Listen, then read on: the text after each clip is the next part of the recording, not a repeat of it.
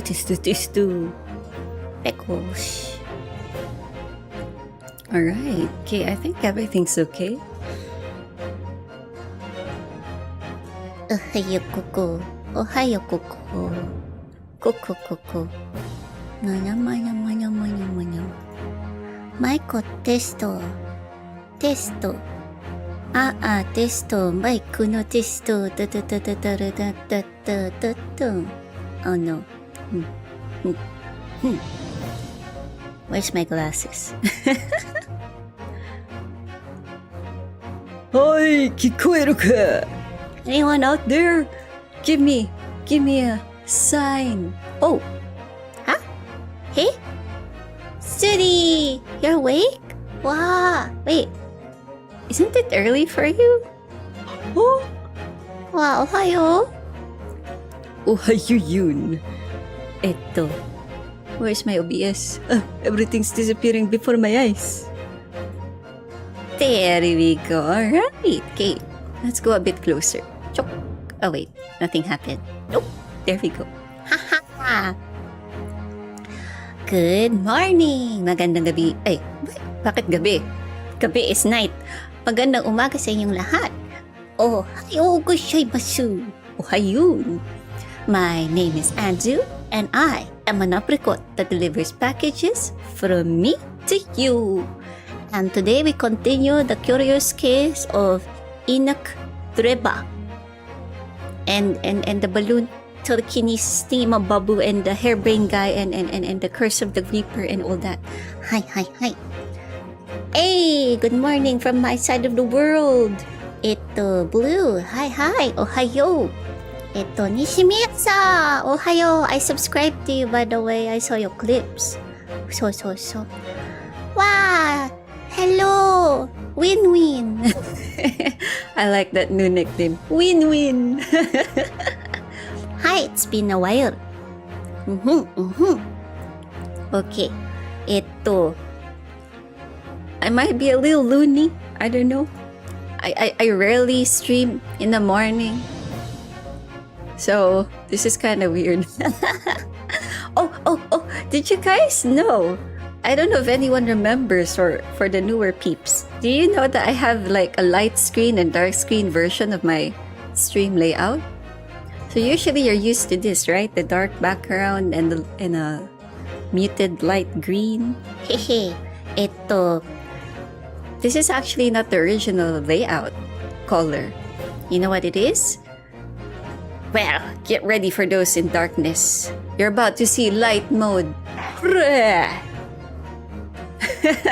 This is the original theme. Anyway, hi. Ta-da. Okay. So, I used to stream daytime, but then that went out the window pretty fast, you know? Alright. Okay. Ito. What am I supposed to do next? Alright, continue.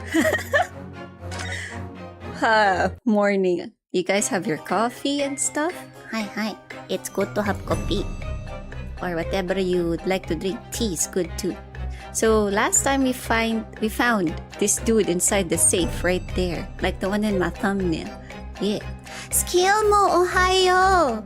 Ohayun! How are you? Hi, you wonderful beings. Oh, you're unable to have caffeine. Water! The drink of life. Well, aside from coconut juice. Hi. His hand is twitching. Oh, he did the robot dance last time. Oh, what the happened here? What on earth happened in here? You found me, haven't you? No need to screw me down any further. Well, he's not really a robot. He's a person, but I have no idea how to voice this dude. So, haha.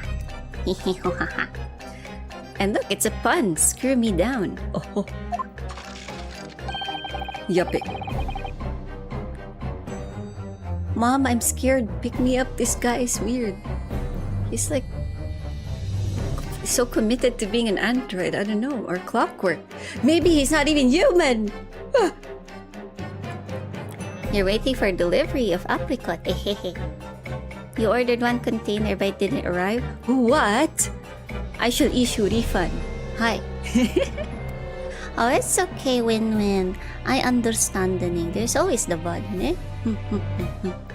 Oh my god, chocolate milk and strawberry milk. I got obsessed with strawberry milk, okay? I used to be chocolate milk. Now I'm like strawberry milk for the win. But both are great. Hello, Nemo Lord. I see you're calling me as an awesome almighty apricot. Yes. Oh, it's 5 a.m. in Germany. Okay. Good night to Germany. To Deutsch. Hi, Deutschjin. Hi, Deutschjin tachi.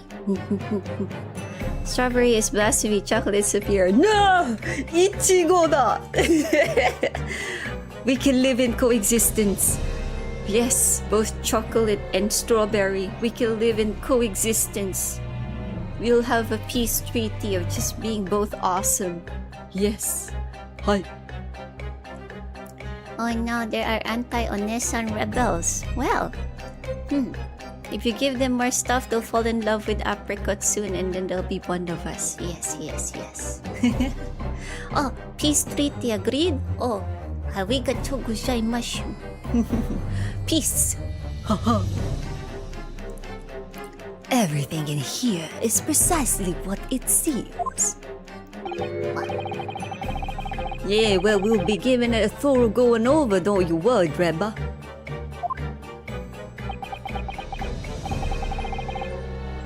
It's like a clock. What fails to click with me is how you were able to locate my workshop. That I was not expecting. I don't know what to give his voice. His movement! I can hear my bones crack. When I heard whistling from the other room, I knew it was time to board. Whistling? Ah, that would have been me. Of course it was you. Oh. For some reason, I work in fine fettle today.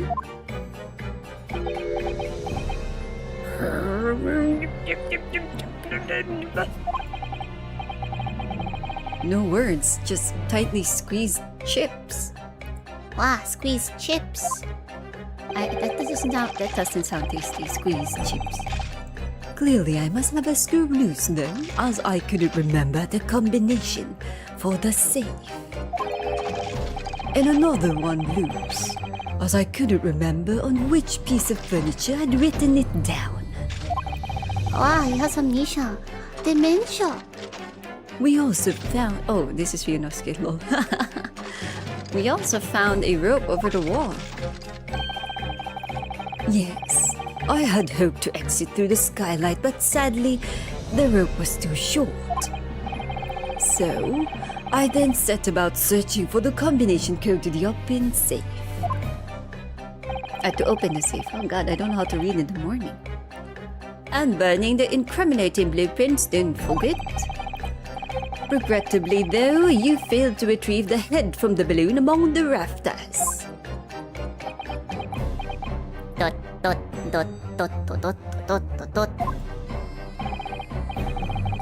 And after that, you hid yourself inside the safe? Having first set this parcel picking, huh? Well, I had no intention of being nailed by the police. But he has so many puns. I like it. But he bad guy, seems like. Oh, Trevor reminds me of the what's his name? I forgot. You guys know that series from by Osamu Tezuka? Dr. Blackjack. I love that series. I don't know. It was part of my childhood. I used to watch it when Animax was still a free channel in the Philippines when I was a kid. So I watched that version, and then I also have like copies of the older one, like the really old version. He looks like I can't remember, was he a bad doctor or a rival doctor? But there's one who looks like Drebber there. And you know what else? If you know Detective Conan, he looks like one of the dudes who turned Conan into, I mean, Shinichi Kudo into a kid, right? Right? Because there's like two of them. One of them has like the long white hair. He looks like that. And damn, I'm already in my 30s and Conan is still 10 years old. He's still not cured. Damn. That series is gonna be ongoing after my deathbed, probably. Anyway. Go to death wish, yeah? Hiding right behind ticking time bomb? Please. Why do you suppose I choose to hide inside the safe? It's no ordinary safe. It's specially designed. A dynamite explosion wouldn't leave a scratch in it. So, in fact, the safe was the only safe place. No! This pun so early in the morning. Screenshotted for archival purposes. Precisely. But once you'd climbed inside, you wouldn't have been able to get out again. I invite you to look more closely. Okay. Oh, there's a handle inside. I didn't notice that. The safe is fitted with a handle on the inside to allow the door to be unlocked from within. But what about the combination though? Is he assuming no one's gonna play around with the combination outside? Hell, if I was in that room, I'd be playing around with it. He'd be stuck there for eternity. Ah, so it is. I had always intended to blow this place to smithers in any case. I just wasn't expecting uninvited guests to come along and screw up my plans. Do you mean to say you're planning to blow us all up? No. That was unforeseen. What do you mean?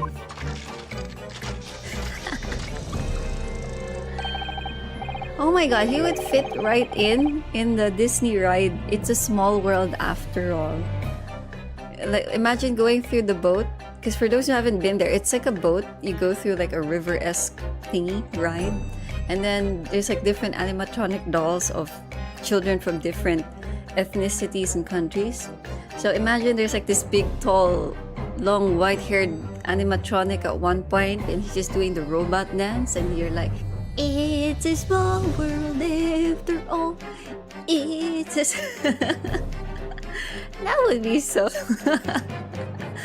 Oh god. He'll become a legend. Most people run, you see, when they see a ticking time bomb at their feet.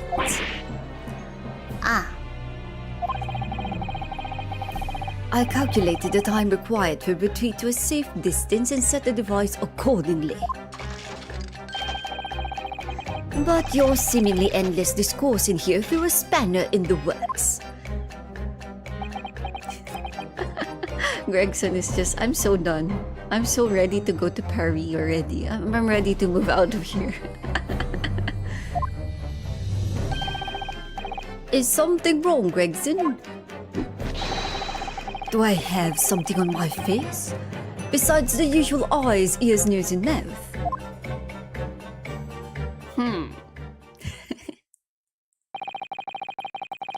I think we have a fairly good idea of what's been going on here now. But what about the two incidents you've evidently been involved in recently? Do you think we can turn his hand into Thanos' hand? That'd be so cool. Professor Hairbrain's instantaneous kinesis experiment at the Great Exhibition. And the waxwork model you stole, which this head belongs to. That's no ordinary head, you know. That's the head of the professor. Clad in a mask with a lock so strong I'm unable to open it safely to reveal the killer's identity. I've been considering carrying it around as protection after all. Eh? Oh, it's a forensic lady. Oh no, it's her. The one with the weird daughter. The gothic-looking daughter. That's enough. What's going on here, Gregson? I'm sure you're aware that I have sole jurisdiction to investigate here. Yeah, well... Dr. Sith again. So the forensic investigation team are here. And you know full well this engineer is a key witness. Why are you allowing this lawyer access to him? Oh, no! How are you? Itoki-san. Toki.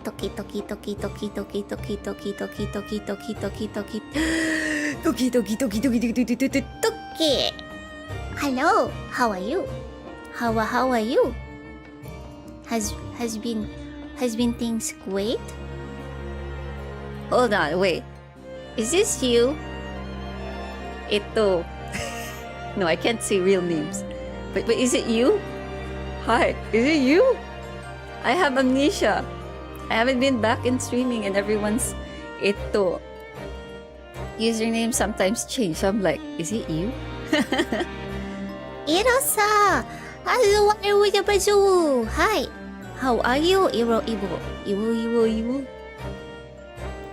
Oh, and now I can't unsee my I have this like a fountain dip pen, and it's called Iro something, Pilot Iro something, and I'm like, oh no, Iro-san has been turned into a fountain pen, and now I must dip its head into the ink and like a torture device, and then use its head to write on the paper. Oh, sorry, Uhtred Madoki, I scared you. Wow, I missed you too. Oh, hisashiburi da ne.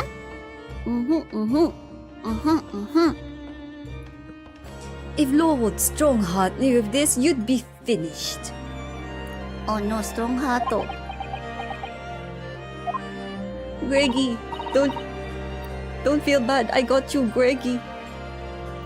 You lot, leave at once. My dear madam, there's no need for such a threatening tone, I assure you. After all, that's no way to greet an old acquaintance, is it, Dr. Sith? Wait, you guys know each other. Huh? Hello, Sholmes. Oh, there is a history. Oh, we must become historian and know. Mr. Sholmes knows Dr. Sith? If it's protecting the machine next door that's causing such a sour expression on your face, you are quite misguided. Yes, and the plot thickening. Hi. Nisho? Get out! Oh, she's angry. Are they exes? Wait, no, I think she's older than Sholmes, right? Oh my god. But of course, we'll show ourselves the door. I see you haven't softened at all. Mr. Naruhodo. Yes? It would appear that our delightfully entertaining investigations have run their course for today. But Mr. Sholmes! Let us leave this place in the doctor's capable hands.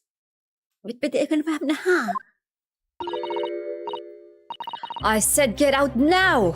All of you! Your presence here is not required either, Gregson. Oh my, even Greggy? Wow, Mean lady. Oi, omoy. You gotta pick on Greggy, you gotta pick on us. Hey, Iris, shoot her! With your thingy-mabob, the powder thingy. Or was it Gina? Gina! What? Understood. But I'll just say one thing before I head off. If it wasn't for this lawyer and his companions, we'd never have found this place, and the whole workshop would have been blown to bits. There was a time bomb in our setting here that this lot disarmed. Inspector. Oh my. 感動しました。Yes, you're now a fountain pen under pilot. That's the brand, the pen. Phantom Iro. Wow. That sounds like a nice Gundam name. Gundam Phantom Iro.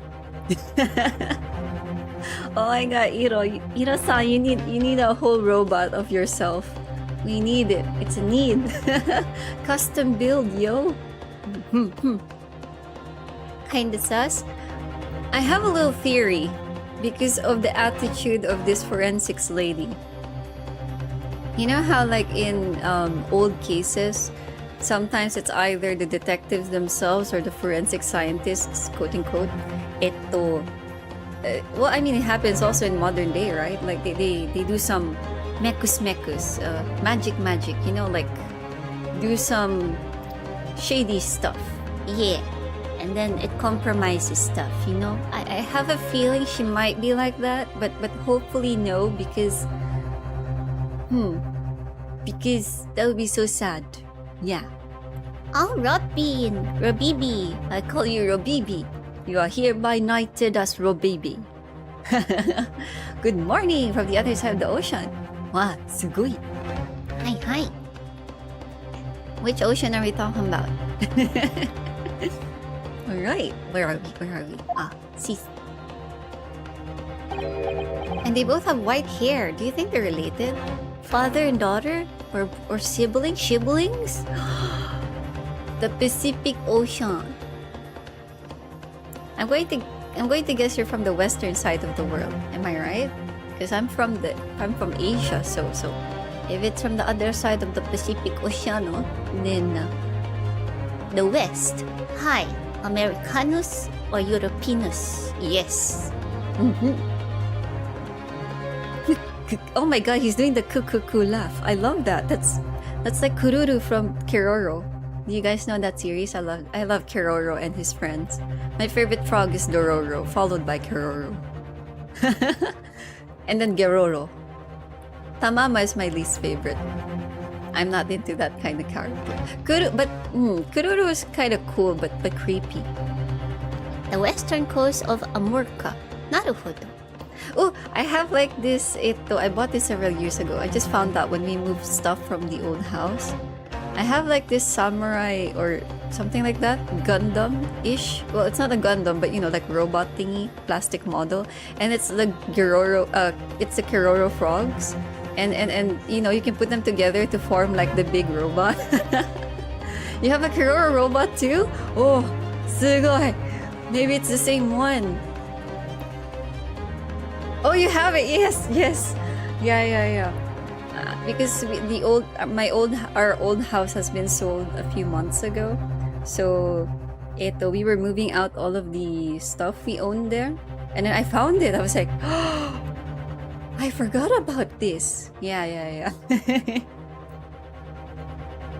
King Keroro. Oh, sugoi. ねえ、見たい。それを見たい。それが見たい。Yes, I discovered a lot of treasures. I found out my older brother has this very old Zoids kit that he never built. So, finders, keepers, losers, reapers. Well, he doesn't need it anyway. I plan to build it.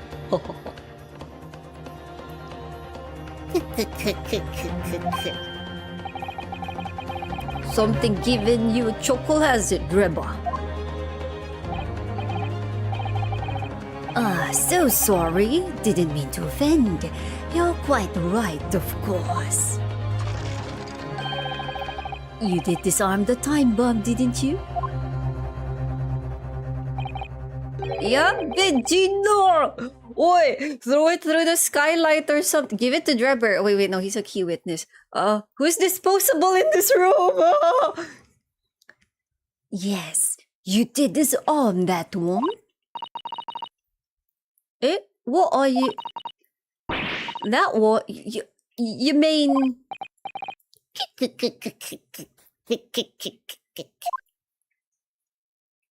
There's another bomb? I woke up too early for this. Hey. Doko. At the exhibition. Oh, our evidence. Oh, omawari tachi. Oi. Oh!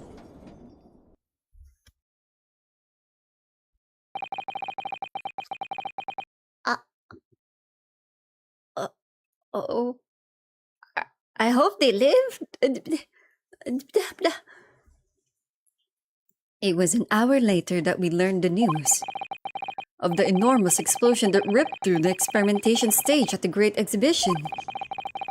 Professor Harebrain's invention and all its secrets were blown away forever. This smart son of a mother, father, gentle manner. He destroyed evidence, the crime scene. 続く to be continued.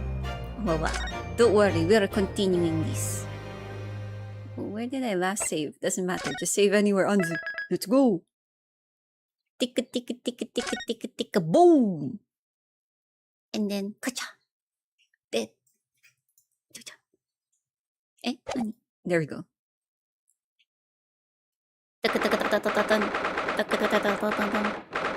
24th October, 9:11 a.m. The Old Bailey, defendant's antechamber. There's Harebrain and his fluffy mocha mocha here. I forgot what voice I gave this dude. Good morning to you, Mr. Naruhodo. Ah, good morning, Professor. Ready for today's proceedings? I'm not. I hope so. I should be. Even if I... Good morning, my dear fellows. Sholmes in the house. Sholmes in the Bailey. Oh, Sholmes, you're here. Why, naturally. A true gentleman stands shoulder to shoulder with his friends in battle at all times. Thank you, I really appreciate it. I'll see you later then? Now, Professor, we really need you to remain calm in the courtroom today. Yes, do try your hardest not to enter the witness stand uninvited again. Yes, I will. I realized it was a mistake. My dear fellows, I must interject. I could totally imagine Sholmes speaking in some kind of hello there, my fellow teenager kind of vibe. Totally. Oh, you're still here, Mr. Sholmes? What's the matter? Surely you've overlooked some praise, have you not? To be cast in my direction. Sorry, I don't follow. Neither do I. What's happening with Sholmes? Must I spell it out? I, the great Herlockshians, the greatest detective of worldwide acclamation, arose at some ungodly hour to be here now, first thing in the morning. A miracle, you must agree. This grown-ass man wants to be praised for coming in the morning. Oh, kami-sama tasukete. Oh, yeah, he's like, hello, fellow humans. How are you? I have arrived. The great me, detective. Look at my dance moves. Oh. Well, if I must agree, then... As you know, my sleep is quite impregnable. Iris had to employ her full gamut of tactics. She pulled the covers off, shook me, poked both cheeks, punched me and kicked me from the bed. Then she poured a boiling cup of her latest experimental blend on my face. And at last, I was bestirred. Damn, he's a heavy sleeper. Huh. Oh my, Iris has been busy. Iris doesn't have it in her to go that far. She's too nice. Ah, I sense the spirit of a fellow scientist. One who relishes the infinite possibilities of blending tea. I'm the one worthy of praise here, not Iris. This is my victory. Oh, poor Shums. Poor Shums. Maybe you had mommy issues. Maybe papa issues. Or just issues. I don't know. This man. Ooh, he tries my patience. Oh, who's this? Sorry to cut in. Dare? Ah, Greggy. Oh, Inspector Gregson, good morning. If you hear Wolf, that's my dog talking in his sleep. He's currently having a dream. He's like, woof, and his whole body is jiggling as he's asleep. So cute. My other camera is not gonna make it under the desk, so unfortunately I cannot share you this very cute moment. His butt is also on my foot, so even if I wanted to go to the toilet, I'm stuck here with you guys. Alright.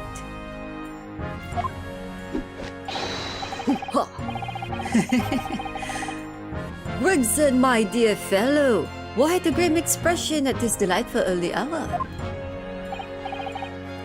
Now, I don't know. Maybe because I've been confronted with a grimmer expression, eh? Dear me, are you going to take that insult lying down, Professor? Ooh, what? I don't know! Poor Professor. That's me every day. He's my soul animal spirit. That's us every day. And at work. And when you have to choose what to eat. And well, here's the paperwork you asked for. What paperwork? Ah, I took the liberty of requesting it yesterday. I have a feeling it may prove useful.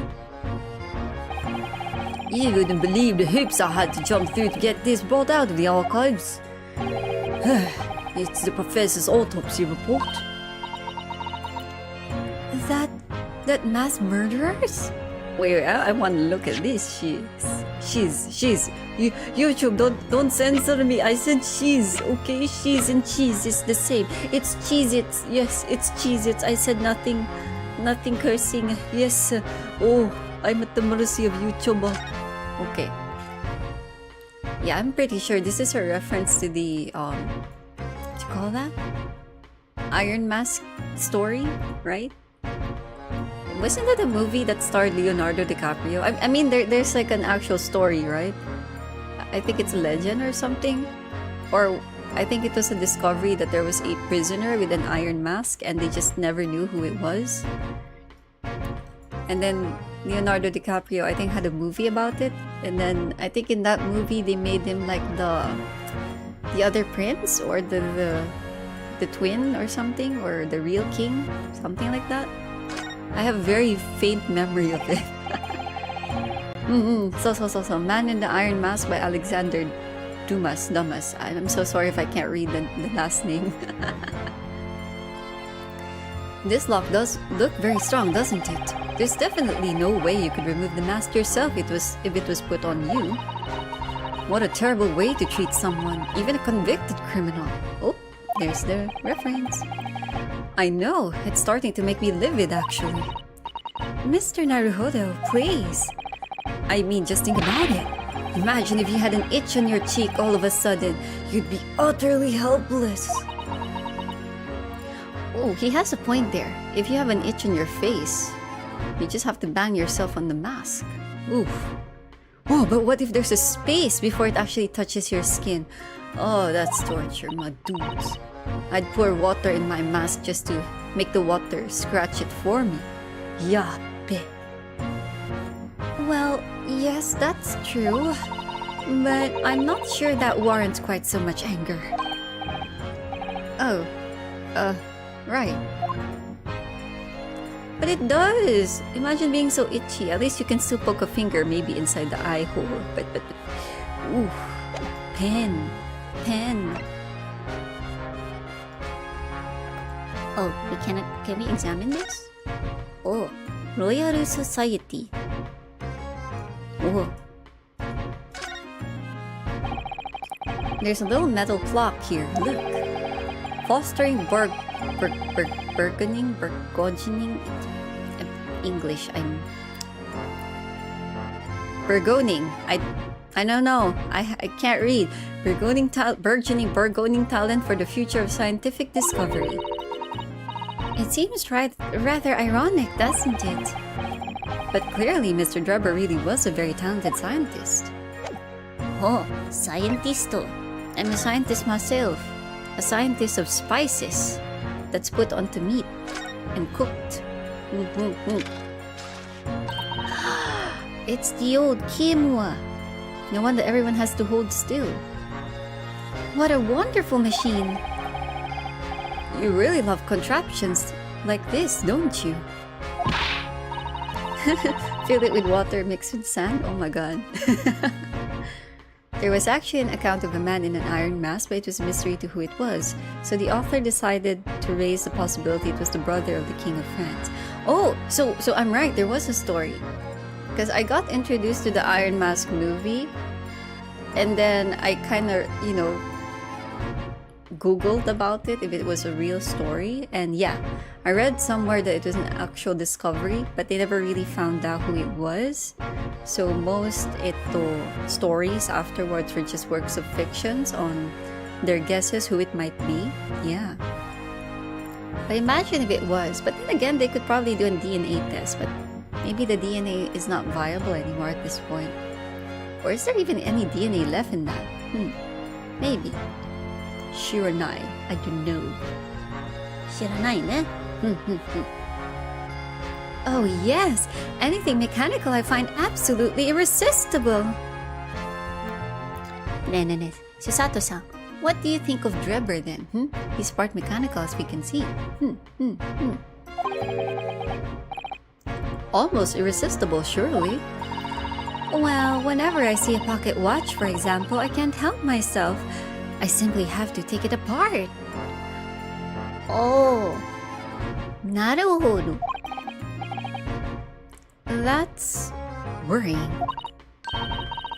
Yes, father tells the time by the rumblings of his stomach now. He's given up having a watch. It's that bad?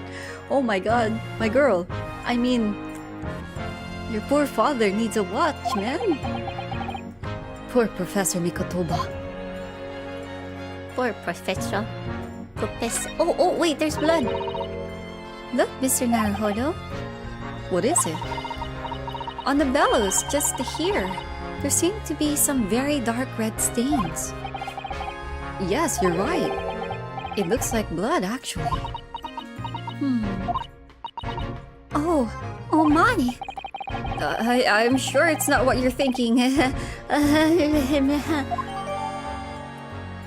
So there's some blood in it, eh? Nande kano? Oh, can we open the film?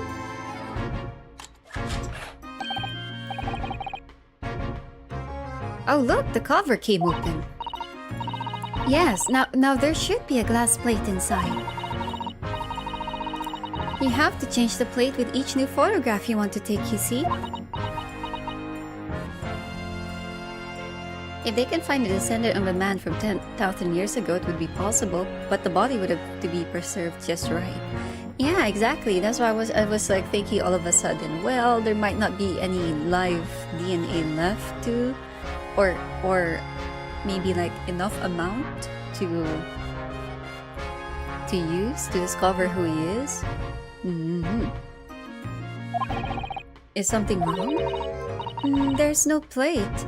It's been removed. Ah, what a pity. But I suppose if you think about it, this wouldn't be the actual camera that was used at that time. Oh, it is, isn't it? That's why the plate is missing. Just like the waxwork isn't the actual person. Oh my god. Okay, I'm gonna tame my thoughts. I don't want to spoil myself by accident. I have a bad reputation for thinking about the happenings and guessing right. So we never have found a photographic print of the executed convict coming back to life anyway. Oh, yes, you're quite right, of course. Poor Susato-san, she looks devastated. Oh, she's sad. Me too, Susato. Me too.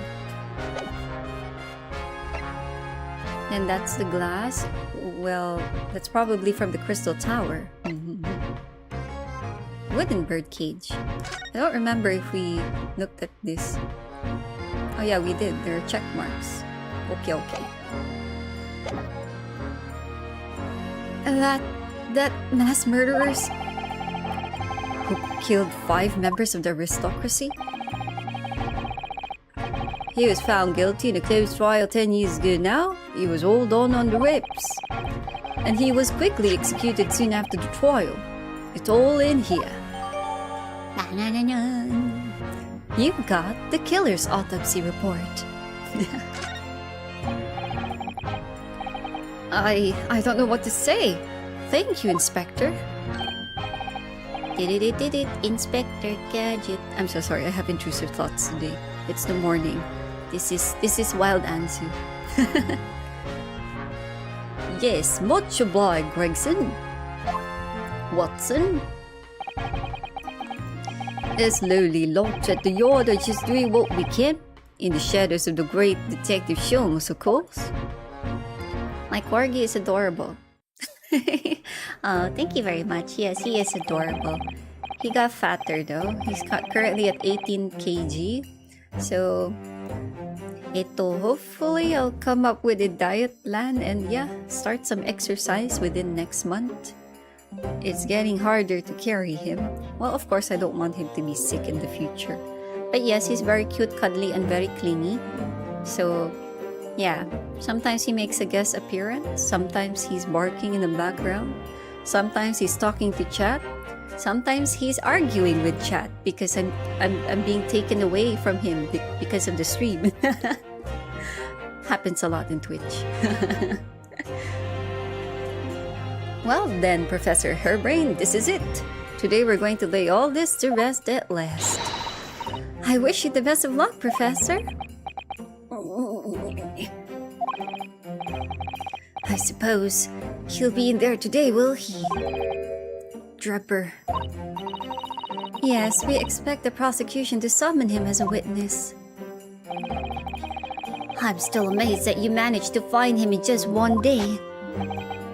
I really owe you both so much. Ooh, I'm gonna give him the gremlin voice, this bailiff. You have 2 cats. Oh, what are they called? I mean, named. And what kind of cat? Oh, I'm curious about pets. Gomen. Counsel and the defendant.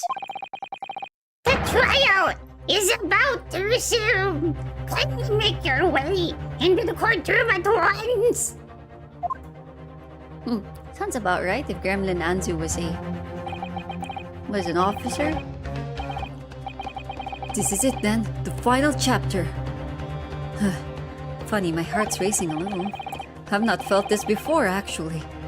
This strange foreboding. As if something's going to happen in this trial that I'm not ready for. But I can't let that distract me from the only thing that really matters. Finding the truth. Dun dun. In the criminal court of justice. Ah, it's a calico. Happy. With the copy. And the mackerel. Oh, that's so cute. That's cute. Copy kato scrofurus. So cute. So cute. Animals are too good for this world. The 24th October, 9:30 a.m. The Old Bailey courtroom. Wusha wusha, whisper whisper. Wusha wusha wusha. Santa Claus, it's been a while. I still can't believe that you spent the rest of the year not being in your factory of toys with your elves, but you learned law and became a judge. So proud of Santa. Probably needed to be sure of his protection in case he got sued for breaking in people's houses and giving gifts to strangers. Anyway, and maybe the elves wanted to unionize. Oof. Yeah, animals, you definitely can learn about some things about life through animals. Not just pets, like even wild animals. There are things you realize when you hang around with them. Yeah. In the name of Her Majesty the Queen, I hereby declare this court to be in session again. Ho, ho, ho. We resume the public hearing of Albert Hairbrain, here present, who stands accused of murder. Are the counsels for the prosecution and defense ready to proceed? Oh my god, it's him, isn't it? It's him, isn't it? It's him. Who, ha ha, wow. It has to be him, there's no other way. It has to be him, right? It's him, it has to be. The defense is ready, my lord. As promised, Lord Van Zeeks has his apprentice with him. His apprentice with memory loss.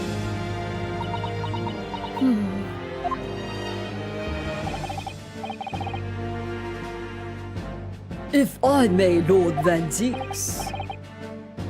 Yes, my... I don't know how to voice men. I'm so sorry. I'm not a deep-voiced woman. Yes, my lord. There appears to be someone standing at your side. Ah, yes. My apprentice and assistant.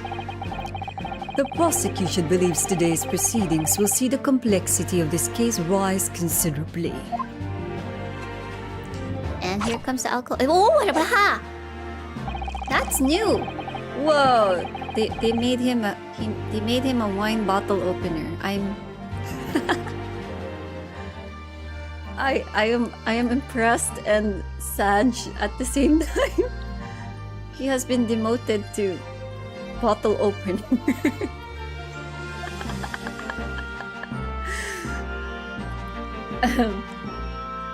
I therefore instructed my assistant to attend to ensure the smooth running of the trial. And the smooth running of liquid refreshments by the looks of it. The way he holds himself, and the way he moves. It couldn't be anyone else. But he's still suffering from amnesia, so there's really nothing we can do at the moment. I know, but... oh, this is so very hard. I relate to Susato-san right now. It would appear the prosecution has done a fine job in responding to the demands of the court made yesterday. I understand you have successfully secured the engineer who disappeared from the scene on the day in question. Susato, I'm not fetching you water. Soda ne? Absolutely. Yes, my lord. I intend to call him as a witness shortly. Will assistant be ready to dodge the glass smoothly? Oh yeah, I wonder if he's gonna do anything with the glass. Is he gonna catch it so that, you know, we don't have to keep buying new glasses and putting it in the government's tab? Ooh, it'll be also funny if he tries to open the wine bottle and the cork shoots into Naruhodo's forehead or something. Ooh, anyway, it reminds me of Apollo Justice for those who don't know. There's a character there. She's the kind of like the forensic scientist. Emma. So she has like these snacks and she always flicks a piece onto Apollo's forehead. And it has this adorable sound effect. Katonk. Very good, very good. You're on the good children's list. Now then, ladies and gentlemen of the jury, who have been chosen at random to represent the will of the people in this courtroom today? Are you ready and willing to proceed? Of course, my lord. I'm sure we all understand the importance of doing our civic duty. I do so despise deception and deceit. I find it so very wearing. Bro, she has cleavage at this era. She cleavage. Okay, I look respectfully. Fashion observation. To take a man's life with a conjuring... sorry, no, that sounds awful. to take the man's life with a conjuring trick, it is against the magician's code, not to mention the law. And fake scientists should feel the wrath of God if you ask me. We have to listen to what's said on both sides of the fence, and the sirloin one, that's it, isn't it? Wasn't like this in my day. Wasn't like this at all. Times are harder, sir. Times are tougher. You have a headcanon that the gallery behind Van Zeeks is the splash zone. People pay extra to be hit by the wine and the bottles. Oof.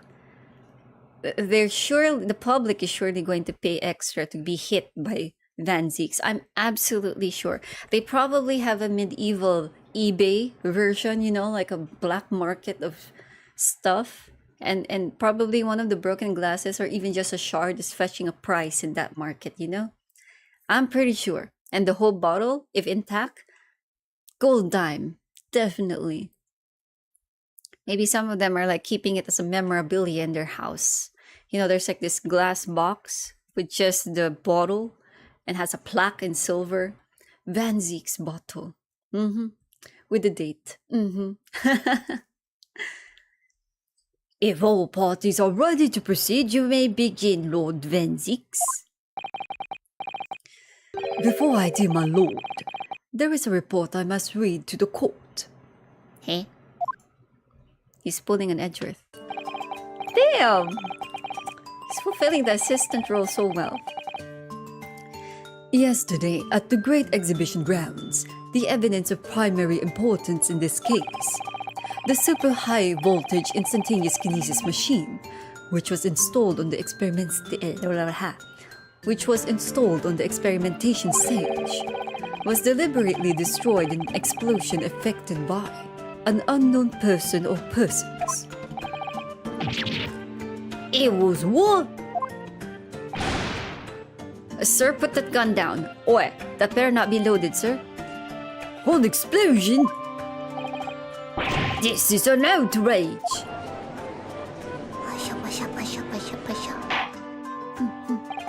And I have seen people use the Wilhelm scream when he thought.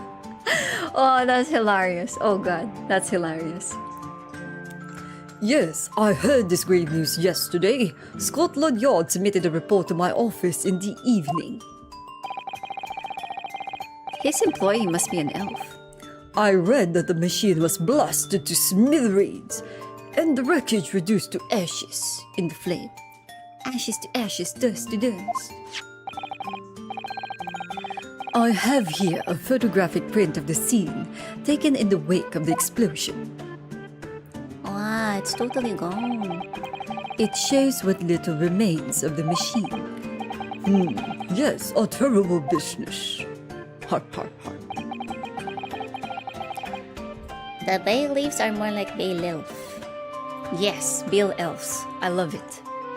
But they're tall elves. Yeah, tall elves. You think they came from Rivendell? Anyway. He did it to destroy the evidence, didn't he? That Enoch Drebber. Dribble. Wrap down hatch? I didn't say anything, but yeah, it looks like the bottom of the machine. There's like a hole. So, you know, could be like the magic trick where transportation is the person actually escapes and there's like a body double and then they rush to the other side and then pretend, ta-da, I appear here. But then he got killed over there. I guess that's what happened. Or Lothlorien. True. Hello, Nyan. Ngomene, it was to make up for not streaming yesterday. Usually it's on a Sunday, right? The court will take this print as evidence, counsel.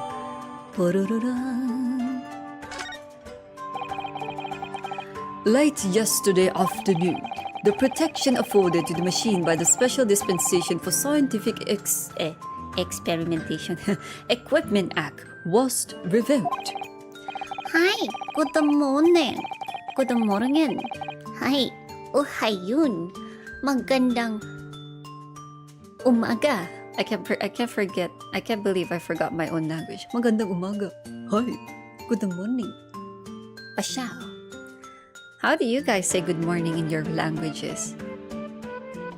I have no idea. There's so many versions of good morning in this world. However, before a thorough investigation could begin, the invention was obliterated from existence. As such, this will become a very different trial. Oh no. I know that's Russian, but I have no idea how to read Russian characters. I forgot. I've forgotten them. I attempted before, but I forgot most of them now. As it stands now, with no evidence on which to draw meaningful conclusions. -1 HP to Deskun. The authenticity of the kinesis machine will remain forever in obscurity. Oh my god, he's saying this to protect Hairbrain's dignity. Oh, for those who don't know, Hairbrain and Van Zeeks here, they went to school together. Particularly college, if I remember right. And they were best buddies. He cares. This tsundere, he cares. Indeed. Most unfortunate state of affairs. Ho, ho, ho. However, one thing remains clear. The victim's death was the result of the actions of the accused. Of that we can be certain, for it was the accused himself who was operating the machine and who ultimately caused its loss of control. Objection! Igeri! As Lord Van Zeeks rightly says, this is a very different trial now. Oh. The accused accepts responsibility for his part in the event that transpired. He acknowledges that Mr. Asman died as a result of the accident caused by his machine's malfunction. However, unbeknownst to the professor, he was being deliberately deceived by a pair of very clever fraudsters. Names, counsels, if you please. Ho, ho, ho. He needs it for his list of children who get coal. Dobro utro. Is that how you pronounce that? Dobro? Dobro? Go man. Hi. The engineer, Mr. Enoch Dreber, and the victim himself, Mr. Odd Yasmin. Do you think he's related to Asman Gol?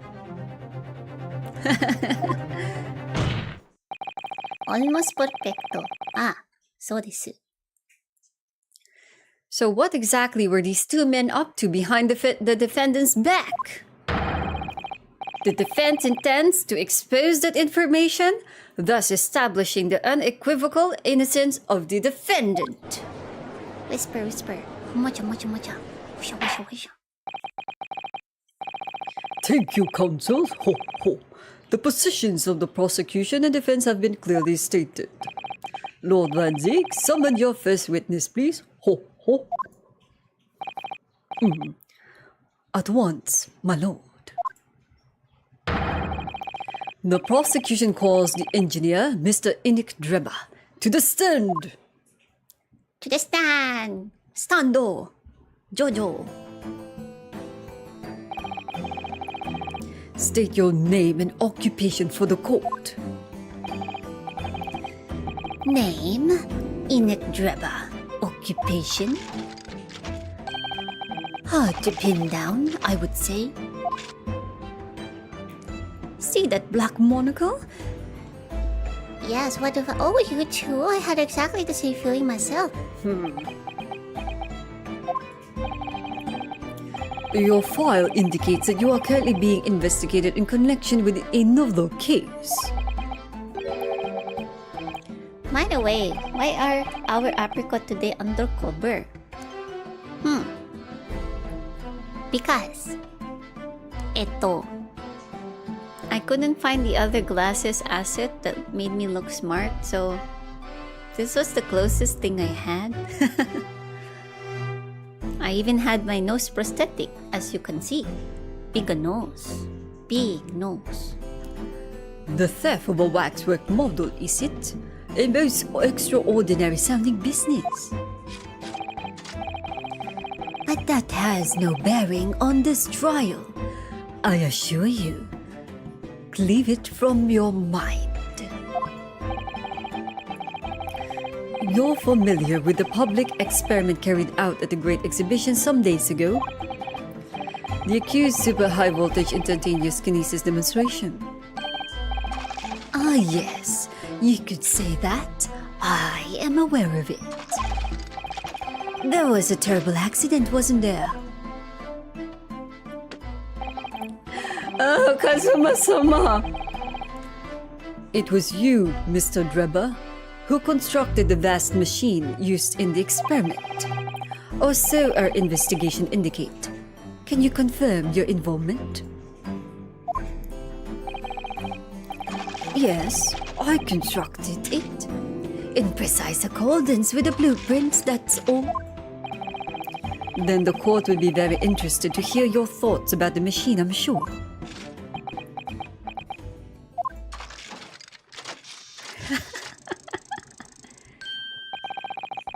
I want to clip that and just put like dun dun dun dun dun dun dun dun dun, or I don't know, everybody dance now, and then just insert that dance out of nowhere. An amazing device, if you ask me. The pinnacle of modern science, making instantaneous kinesis a reality at last. What? Good gracious! Do you mean to say that the experiment was a bona fide? Was bona fide? Is that your belief, sir? Oh my god, Abba's dancing queen? Oh yeah. That can be as well. Yes, that is very much my belief. Such a waste that it blew up. Objection!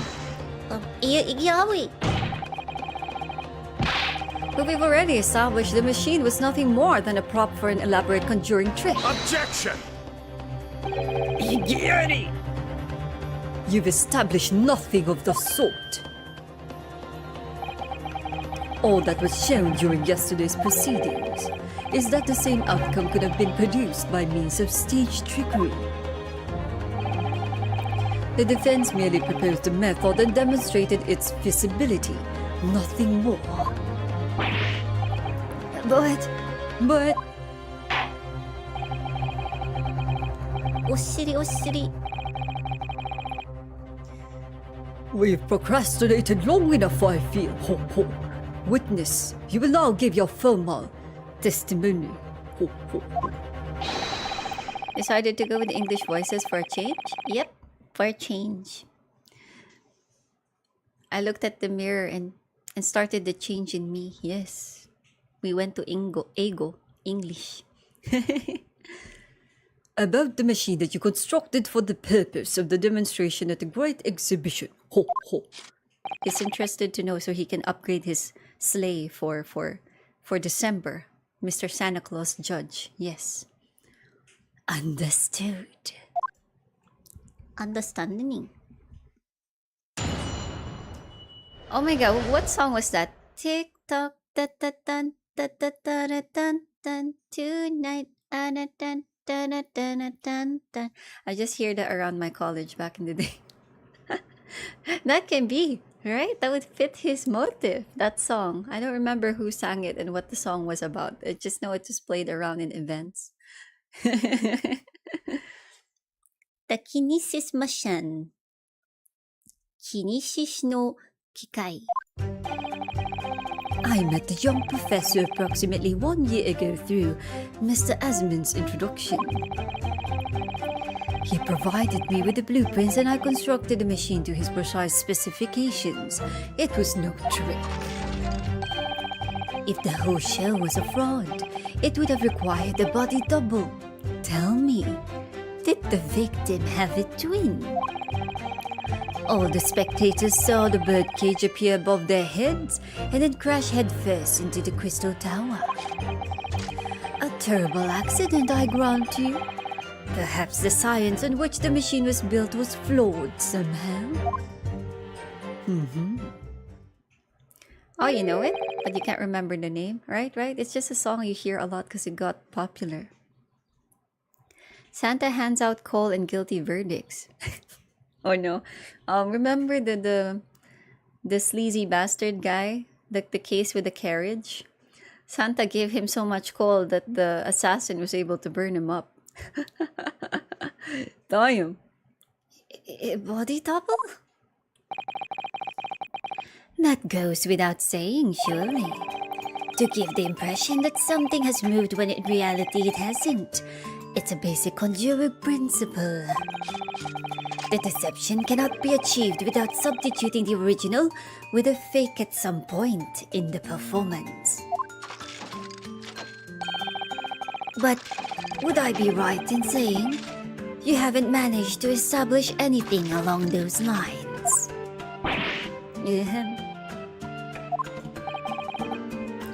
Incidentally, the prosecution has already confirmed that Mr. Osmond had no twin siblings. It's my understanding that this witness is well versed in conjuring artfulness. But such talents do not indicate that he was actually able to accomplish what he claims. Namely, the construction of what, by all accounts, must have been an extremely complex scientific machine. Whatever do you mean? Yesterday's proceedings brought the true nature of your past exploits to light, Mr. Dribble. Indeed it did, my lord. As a swindler who prays on innocent scientists to elicit government grant money through conjuring know-how. TikTok by Kesha. Oh, so it was her who made that song. Naruhodo. Yes, it's true that I possess considerable knowledge of stage magic. But crucially, my scientific knowledge more than matches that of any academic in the field. Investigation of the witness's workshop attests to that claim, my lord. As evidence, the police found this Royal Society trophy for young talent in science there. Yes, that's true. We spotted it there ourselves. If a hypothesis is sound, it can always be forged into a physical manifestation with sufficient skills. Though I may have had sold the secrets of some deceptive wiles to sniveling talentless scientists in the past.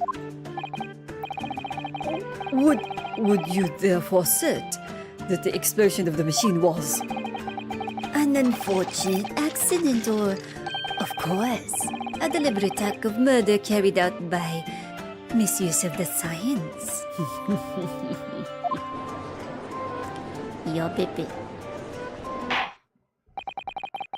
Counsel for the defense? Your cross-examination, please. Yes, my lord. I only think of Kuroshi Suji or Black Butler in English whenever they say yes, my lord. Oh no, daisuke! Okay. Court record. We haven't read the file. Condemned prisoner. Redacted for confidentiality. Goddamn, my English. Okay. Pseudonym, the professor, so we don't know his real name. Death by hanging confirmed at midnight, June 17. Courtney Stevens. Who the hell's Courtney Stevens?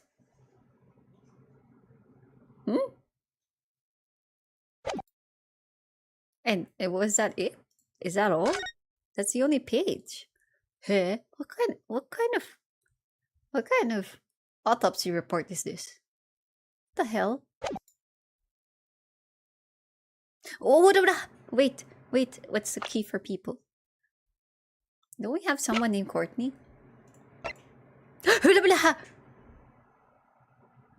39 years old. Oh, she's not bad for 39. But anyway, is that her other name? Is Sith not her real name? Eh? And Enoch Drebber is 35. So that would mean they would be both alive and around, more or less same age at that time.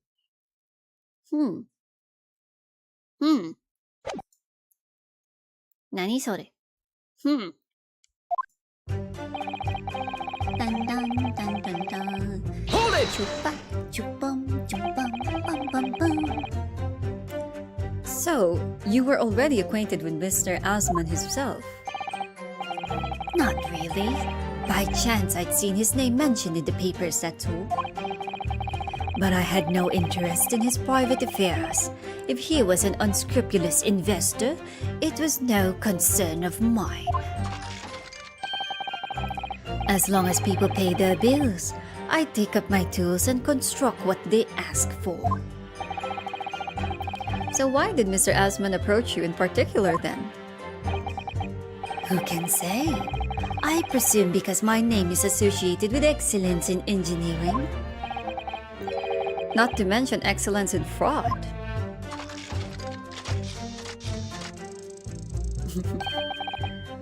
Hard to gauge, but the point is all I did was construct the machine according to the blueprints I was given.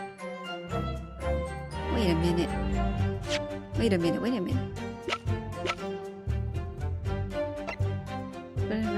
He has an excellence in science, but wouldn't that mean he has the ability to construct a blueprint though? Like the invention itself? What else? Would that also mean engineering at this? Well, I guess maybe. Maybe I'm overthinking it. In other words, the kinesis machine was built on solid scientific principles. Yes, you might say that. Professor Hairbrain certainly has a mind like no other. Oh my. No mind like another. Listen. Do you think every time they press on a witness, they poke them or something? Press! Woohoo. It's clear that you have both scientific knowledge and knowledge of conjuring magic. However, the more knowledge you have, the better equipped you are to handle whatever comes along. But your implication is that I've furnished the machine with some trickery, I think. With a fork? Poku poku. It's a possibility that we have to explore. Unfortunately, though, the machine has been blown to Kingdom Come. So there's really nothing left to explore, is there? Oh, no problem. Get home safe, nyan eh? It appears that the kinesis machine was fitted with a timed explosive device of some kind. And there's nothing left of that device either. Not a single shred of evidence remaining, I hear. He must have planned all this from the onset. But in any case, it's abundantly clear that the experiment couldn't have been a trick. Never underestimate any of the defense lawyer's fingers, I would say. Except for Godo, don't underestimate his mug of coffee. That thing's hot. Hold it! Hold it though. It can pierce the sky. It can pierce the truth. Of course, that's it. Mr. Asman has a twin. Objection! Perhaps my learned friend wasn't listening earlier. Mr. Asman had no twin siblings. No, I heard it before. But the thread of hope hadn't quite left me. The demonstration could have been a trick. If there was somebody who looked sufficiently like the victim. The Dr. Sith absolutely ruled that out as a possibility. It is beyond question that the victim himself, Mr. Osman, did move from the stage to the Crystal Tower. The fingerprints found at the scene attest to the fact. So it can't have been orchestrated using someone who looked identical to Mr. Asman then. Sag, no twin, no doppelganger. What are you thinking, Mr. Naruhodo? No, nothing. Nandemonoi, betsuni. Just that the idea of someone who looked identical to the victim is playing on my mind. Dare ka na? Who could it be? Hold it! Van Zeeks holds onto his bottle. It crashed head first, you say? According to the many witness reports from those there at the time, yes. Were you not there at the exhibition grounds on the day?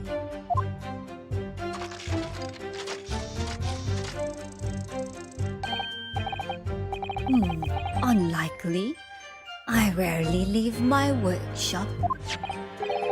Yet another of your unique inventions was found at the scene. Dot dot dot dot dot dot dot dot dot dot dot dot dot. Well, it was the unveiling of a machine I labored over for many months. I saw it clearly with my own eyes, the birdcage plummeting headfirst into the tower. What a surprise. I believe the victim's neck was broken from the headlong fall, wasn't it? How would you have come by that information? Even an infernal recluse like me reads the newspaper, you know. According to the reports, 2 injuries were apparent on the victim's body. Yes, he'd been stabbed in the chest by a screwdriver, believed to belong to the defendant, and he had a broken vertebrae as a result of a fall from a considerable height. Correct. My learned friend has been doing his research, it seems. It's nice touch they use Japanese people who lived in Britain to voice Ryunosuke and Sasato. Oh, I never knew that. Well, that's good. They kind of have the idea of it, right? They're splashed, you know, they have a dash of British. Do we know which injury was the fatal one? Sadly, no. Forensic science is not yet at a level where such things can be determined. What we do know is that the victim died having sustained both injuries at some point during the experiment. And since he was found in the birdcage with his neck broken, it's obvious that he fell from a considerable height. I suppose that's hard to deny. Is it? hold it. So you understood the science, did you? Not in the slightest. Oh, right. As I've said a number of times, I'm an engineer. My job is to manufacture according to the blueprints that I am given. I would be inviting manifold problems if I foolishly allowed my brain to digest the ideas behind them. I could be accused of stealing those ideas, for example.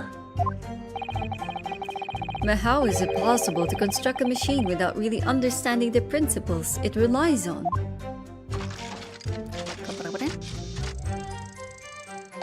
I'm the Terminator. I'm sorry, I couldn't resist.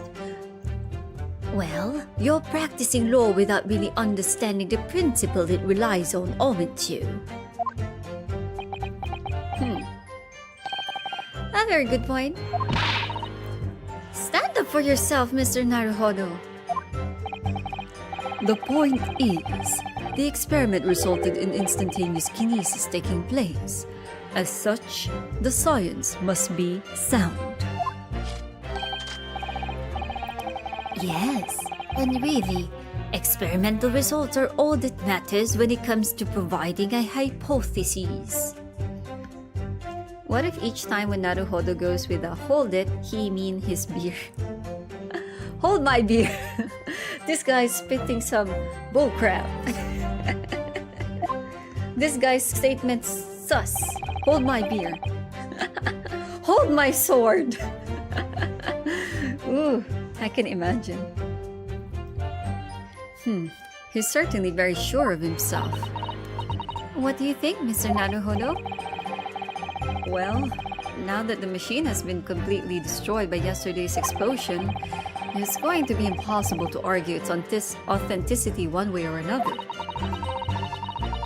But if we're unable to establish that it was a piece of stage trickery rather than genuine science, we will have no grounds on which to demonstrate Professor Harebrain's innocence. Both Mr. Osman and this man in the stand tricked the professor and used him. They took advantage of his naivety and his unbending belief in his work. And I won't let them get away with it. Yo, you got my Igiari? Oh no, you got my objection? Yeah? How the count about? Chotto mate, there's something from my OBS, I think. A warning? Warning? Nande? Oh, naruhodo. Chotto mate, minasan. Some moment, guys. It seemed like some key. I think I probably pressed something that switched my input-output. Chotto. Just a moment. Go men. It is just 5 men. I said go men. It is 5 men. I said go men. There are 5 men. I said go men. Ga iru ten ten ten ten. Okay, I got it. I switched it. Okay. And seeing as the professor is an old friend of Lord Van Zeke's, what on earth must he be feeling towards Drebber? Okay. I'm a little What is it, Win-Win? What can we press? Nani kana? Hold it! Okay, by chance, you may remember. No interest in it. Okay. And construct it. What else? I read pretty fast, so I'm so sorry if you feel like it's just like flashing light on the screen.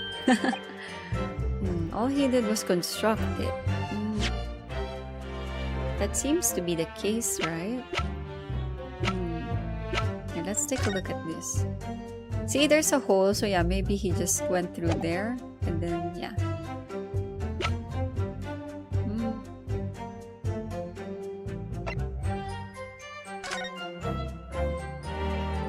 Wait, this came crashing head down, but this isn't the head part, right? I'm kind of confused. Because this would be the head, but anyway. He crashed with the bottom going down. It's weird.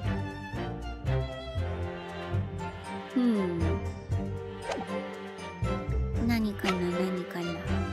Wala, nani kana.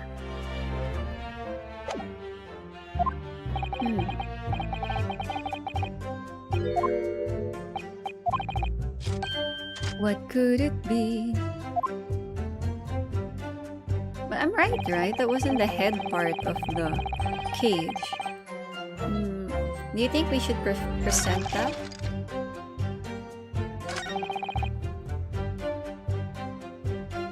above their heads and then crash head first. Because honestly, I'm not cuckoo, right? This is not the head of the cage. We saw the marking at the bottom. So it's not head first. Okay, I'm gonna go with my gut feeling. Objection! Oh, it's correct. There's no music. There's no music. We've examined the bird cage that crashed into the crystal tower ourselves. As you can see, the cage, which is a wooden construction, has sustained damage in one particular spot. Following the explosion, it fell some 30 feet into the glass of the crystal tower. That level of damage is to be expected, surely. I agree. The damage itself is entirely understandable. What doesn't make sense is the location of that damage. Ugh.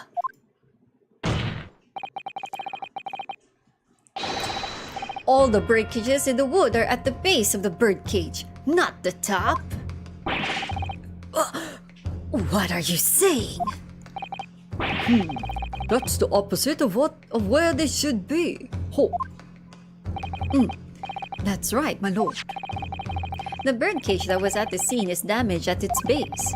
So we have reports of the birdcage falling headlong into the crystal tower, yet the damage is at the bottom. The damage is at the bottom, that's right. The only way to reconcile these two facts is to accept that there were two bird cages in play that day, which were at some point switched. Switched during what wasn't a scientific experiment at all, but an elaborate piece of stage trickery.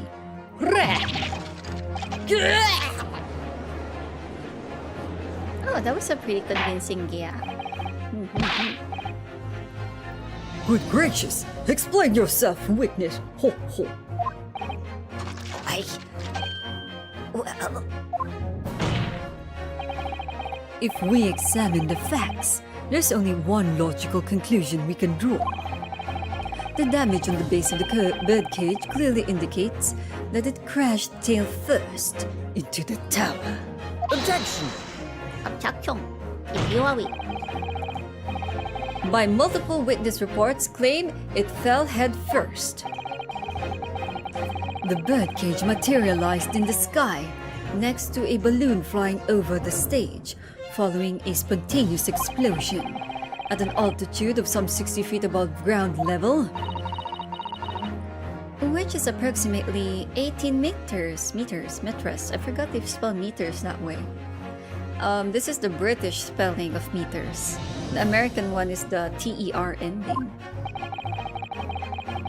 Looking forward to the Miles Edgeworth game being released in a few... Yes, I am! And I will definitely purchase it once my salary says I can. And I will stream it next. Yeah, I also want to stream Apollo Justice. But I haven't bought that either. I have bills to pay at the moment. And that's to clear.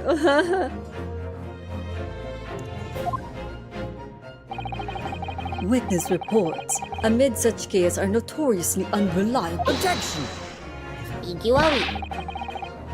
But the victim's neck was Objection! broken.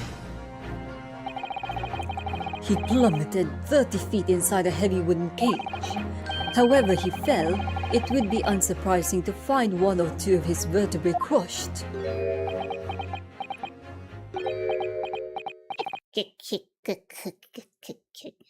I played the first game, but that was like a lot of years ago, so I don't really remember much of it. I remember a few memorable parts, but I don't remember the Miles Edgeworth like investigations that much, so I'm good to go with that. For the second game, it was only in Japanese. I did play it a bit. However, I never got to finish it. So I also don't remember much about it anymore. So I think I'm good to go with Miles Edgeworth blind. I'm so ready. A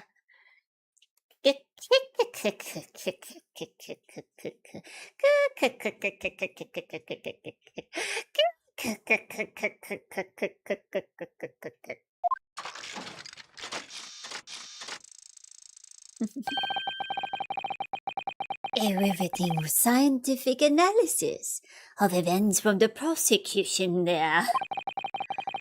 Well, to even more rigorous, you would have to say it was only one vertebrae, actually. He wasn't quiet for long. I find it hard to see what's motivating Lord Van Zeeks. This witness is clearly a swindler and one who deceived a personal friend of his.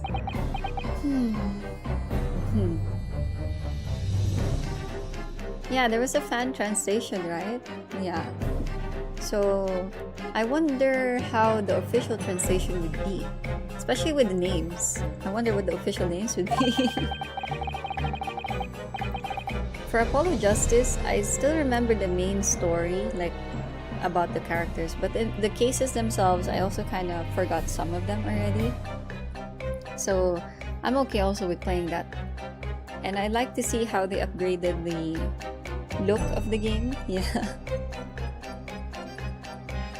If you're going to establish this deception, do it right.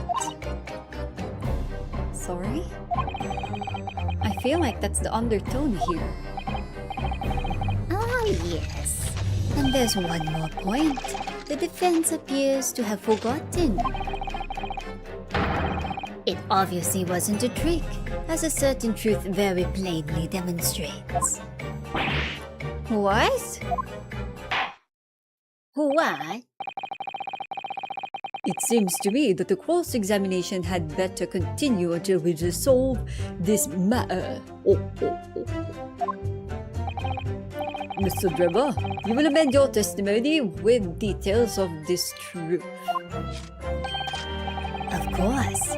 We must treat the matter scientifically after all.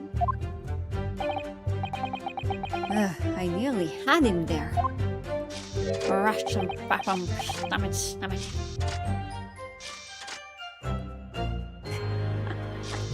Everybody dance now, dance, dance, dance, dance, dance, dance, dance, dance, dance, dance, dance. Everybody dance now. See, it fits. Oh, hello, my brother Apricot. You are here to feed the dog. Oh, it's raining hard. I should turn off the AC. It's cold as hell. Oh, Citric. As for those who don't know, Citric is our other corgi. We have two of them. But Citric and Uhtred, the one I have in my room, they don't get along well. So he's in the living room. We were supposed to go visit the vet to have his checkup. You know, like the routine checkup. I'm sorry if you hear like some whizzing sound. Let me know. It's the fan. I turned off the AC because it's raining hard and it's extremely cold. Yeah. And I think, brother, we won't be able to go because it's raining hard. We can try on... The vet's closed on Wednesday. We can go... Maybe Thursday. Right after my work, we can pass by. Say hello, brother! Hello. Oh, he's a dude. Yeah, that's my brother. He helps with the dogs while I am streaming. We call him Brother Apricot. Yes. I can tell you what names they chose if you want. Oh, feel free to list them down. I am curious. Nice. Okay, so what would be the next part?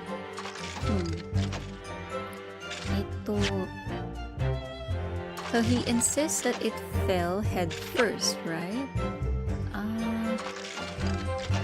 Do you have any other pictures? Maybe this one? Objection! No! Oh, wait, what? Oh, I pressed the wrong key, but it turned out to be the right thing.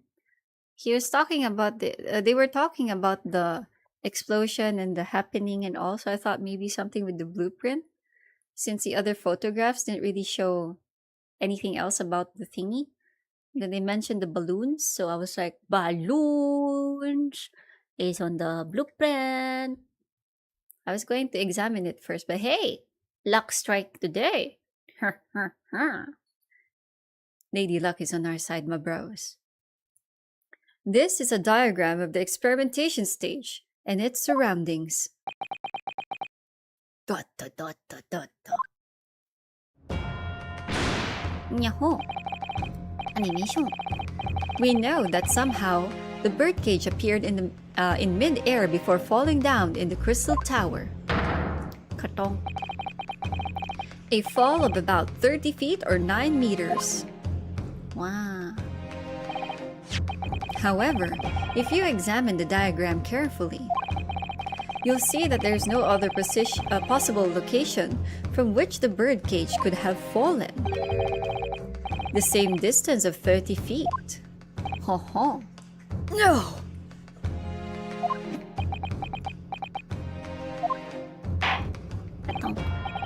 Well, it appears the defense has a possible explanation to put forward. Ho ho ho. Go ahead, counsel. Counsel. Yes, my lord, of course. You will indicate the place to which you are referring on this diagram. Oh no, pointing the spots. Yabe. The alternative location from which the birdcage could possibly have fallen. The requisite 30 feet. 30 feet? Nani ka na?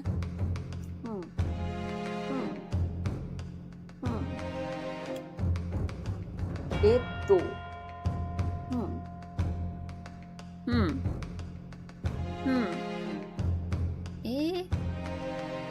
Where could he have fallen if it's 30 feet? Then wouldn't it be here? Is this one doesn't look like 30 feet if I'm just looking at the picture? Ito, I guess from here?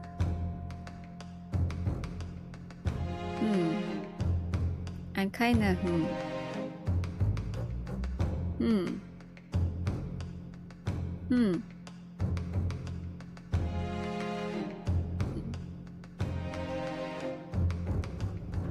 but then it's still assuming from the gray gun thingy, right? Fall from 30 feet. Chatto, ito, court record.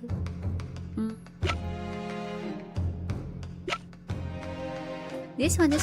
The thing we're talking about, the hole on the ground, the hole of the earth. Okay.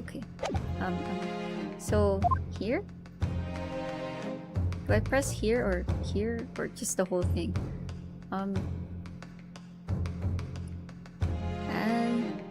I guess here? Take that! Objection! Oh, maybe I should press on the upper part? Looks like it's not wrong. It looks like it is wrong. Oh, chotto. Because... No! I can't believe I'm just going to look for where to point. Maybe I should point on the actual machinery thingamabog. Oh yeah, maybe I should have because that's where the thingy is. Whoa, it's raining so hard outside. I don't know if you guys are able to hear it. I guess I'll press here. This should be right. Take that! Oh, there, the music stopped. Should be right. The place I'm referring to is here. But that's where the birdcage could have been to begin with. Which is exactly the point, my lord. Oh, was that you, baby? Oh, baby Utre, why did you whine? Are you okay, baby? Oh. I guess they don't like the rain. It's very strong. So desu, brother. Eddie Fender, the defense attorney. Oh, Raymond Shields, so he's Eddie Fender now. Oh. Verity Gavel is the judge. Aim issues, yeah.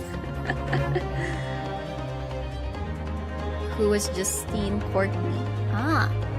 And Eustace Weiner, who was Sebastian the Best. Pronounced the Best. Yeah, I remember that dude. Eustace Weiner. Winner or Weiner? Eustace Weiner. Eustace. Oh, naruhodo. Oh, that's a good one, brother. Yeah, that's a good one, right? also the other names, but with Sebastian's name. I was like, oh, that's good. That's perfect. Useless winner. the judge Justine Courtney is not that bad. I mean, justice and court, so kind of generic, no? Yeah. Eddie Fender. I wonder why it's Eddie Fender. Oh well. We'll find out. Which is exactly the point, my lord. Yes, the birdcage was in the machine on the stage. But what we must also consider is the height of the stage itself. Go on, Council. Ho, ho. It turns out that the experimentation stage was built at a considerable height above ground level. If you look carefully, if you look at the diagram in fact, you'll see it's about the same height above ground as the balloon was above the crash site. Ugh. Oh, well, it's more of his like gasp. When the experiment got underway, the machine and the birdcage were engulfed in steam. Katonk, it laid an egg. At that moment, the floor of the stage gave way, and if we assume there to be a void underneath, this birdcage and the one seen by the audience would have fallen almost exactly the same distance. Dun, dun, dun, dun. Once again, my lord, this all points to the fact that there was not one birdcage, but two! Objection! My then friend has no evidence that the stage had such a contrivance in its design.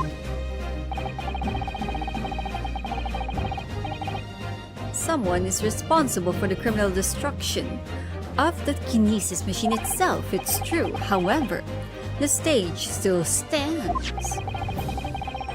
And take a moment to look at the photographic print of the scene following yesterday's explosion.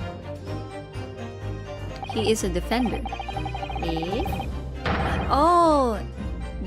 A defender. Naruhodo. Ah. So that's what they had the Eddie Fender for. Defender. Oh. I was thinking Fender as in like was it a vehicle? Or in the guitar? Oh my god. Good lord, the metal grill that formed the floor of the machine is undone. It's a hatch, my lord. We can hide there when zombie apocalypse comes. Yes, most likely blown open by the force of the explosion that destroyed the rest of the machine. The defense calls for the space below the stage investigated immediately. I don't know if you guys can hear it, but I'm also tapping this desk just to have the feeling. Mr. Drebber. Ugh. It was you who built the kinesis machine, which means that it was you who built the two bird cages that were used to carry out this deception.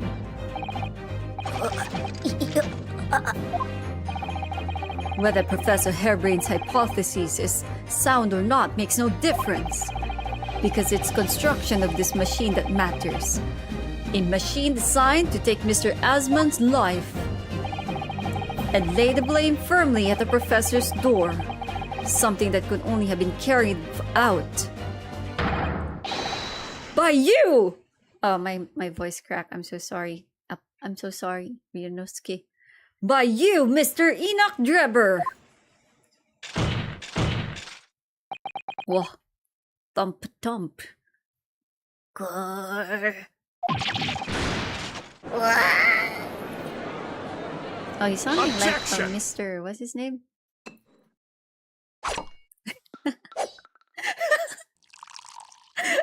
Bottle opener. If my learned friend has reached the end of his wild assertions. Oh, shapat my hand. I can feel it. The prosecution would like to crush the defense's argument slowly but surely.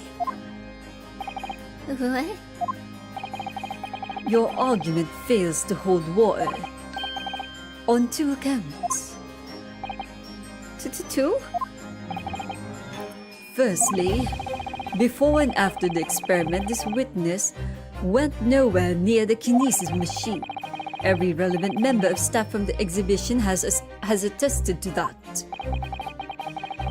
And I believe members of Scotland Yard have also been on duty at every public experiment. Ho, ho. In other words, Mr. Drebber had no opportunity to switch the alleged pair of bird cages. Objection! OBJECTION, ikawawi. But I've already explained why he wouldn't have needed to. The nonsense with the crossbow, that doesn't bolster your case at all. The man who disappeared from the stage and the man who crashed into the tower are one and the same. The forensic investigation team's report is unequivocal on that point. Ugh. And the second flaw in your assertion is a distinct lack of motive. Why would this man have wanted to take the victim's life? He had no reason to do so. A motive? Do I have to think of everything myself? I have here a contract provided by the witness. What contract is this, Lord Van Zieks? The contract into which Mr. Drebber entered with the victim, Mr. Asman reads. Mr. Asman, it reads. Mr. Drebber is to receive 30% of all remunerations from government grants or other income. Income? 30%? Is that big? Probably. 40%. Certainly very favorable contractual conditions. But there was one very important provision bolted into that clause. Oh. What provision? Mr. Drebber may only uphold this right on condition that both contracting parties are alive. In other words, if either of us were to die, the contract would become null and void. So you see, I had nothing to gain from Mr. Esmond's death. The diametric opposite, in fact.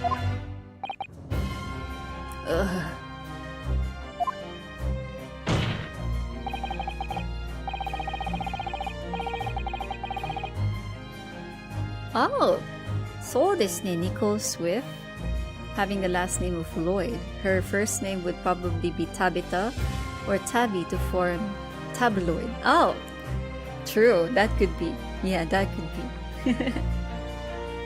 Need I say more? The witness had neither an opportunity nor reason to commit the alleged crime. Alleged? In short, the possibility of Mr. Drebber having done as you suggest is nil.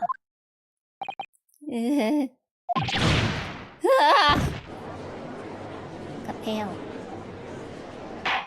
Katonk. It seems the defense assertion was somewhat wide of the mark. Lord Van Zieks, you will submit the contract as evidence, please. Naman. You received Drebber's contract. It's true. If Drebber had no opportunity to switch the birdcage under the stage with the one in the Crystal Tower, he couldn't have done it. And in any case, I have no idea what his motive might have been. Mr. Bean. Let's take a look at that contract. Terms of investment. The investor, Mr. Audi Asman, hereby enters into contract with the provider, Mr. Enoch Drebber, to fund labor and materials for the construction of a super high voltage instantaneous kinesis machine. Mr. Drebber is to receive 30% of all remunerations from government grants or other income. Mr. Drebber may only uphold this right on condition that both contracting parties are alive. Oh, I like Asman's signature. Drebber, meh. One card. Oh, baby, are you okay? Ito, baby Utre. Good boy. There is one aspect of your argument that still holds true, however. There were 2 bird cages. The prosecution is unable to deny that. Oh. So I'm sure you're right. You're on the right lines, Mr. Naruhodo. I've no doubt there are other aspects of your assertion that are undeniable truth too. Good old Susato-san, always supportive. Well, it would seem that the defense has no rejoinder to offer. Hold on, this is such a mood. The way he looks, I had to screenshot it.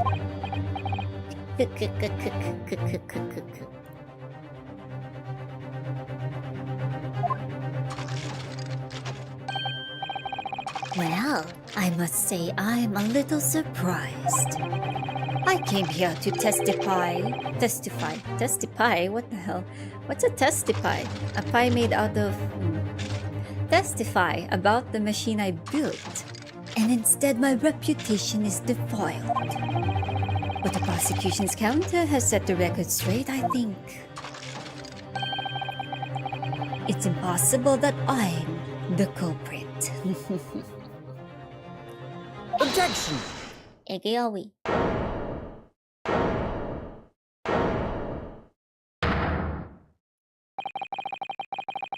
At the beginning of this trial, we believed that there was only 1 birdcage. Yet now we know there must have been 2. In other words, there was more to the demonstration than we realized at first.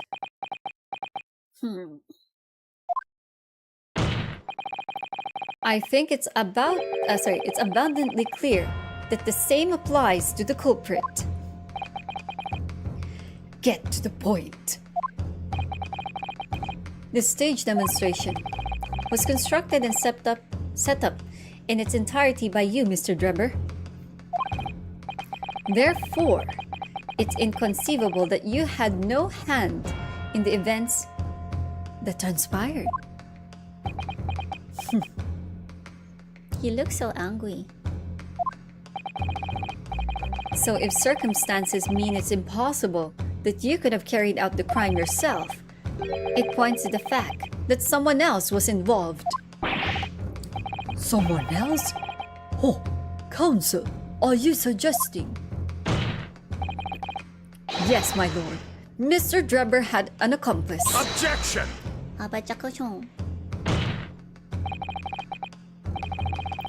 An accomplice now. Well then, I presume you're prepared for what's to come? Now that you're accusing not only this witness, but someone else of the most serious of crimes. If these accusations turn out to be false, then make no mistake. The prosecution will demand an equally serious punishment for your slander.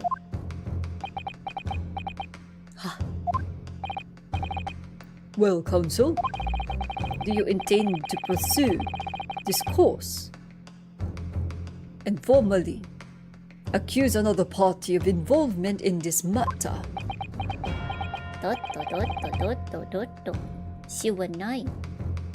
What do I do here?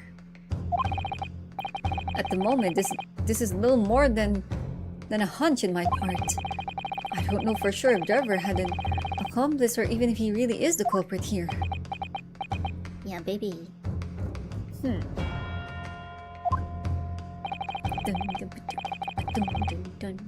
One way or another, though, I have to make myself clear as a lawyer, my position as a lawyer. So what's my stance going to be? Did Mr. Drebber have an accomplice or not?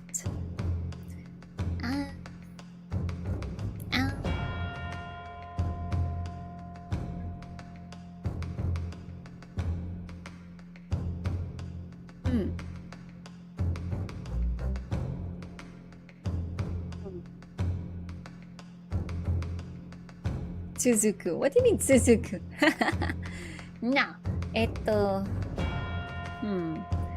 I do have a feeling that he probably does have an accomplice, right?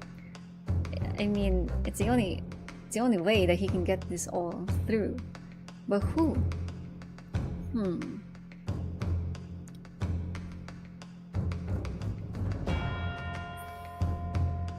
Hey, court records.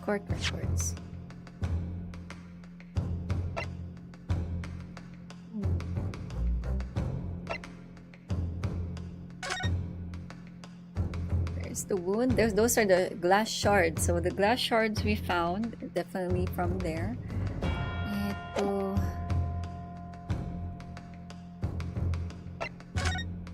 Then we had this, the autopsy report.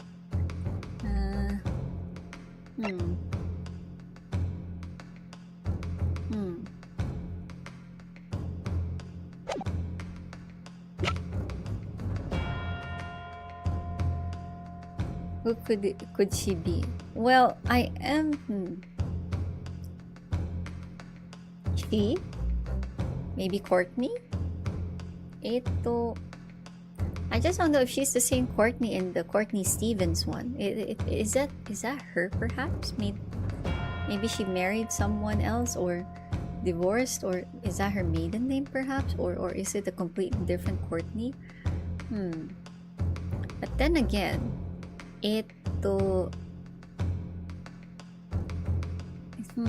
what if, I mean, it is possible that the coroner could be, or the forensic scientist is the accomplice because, well,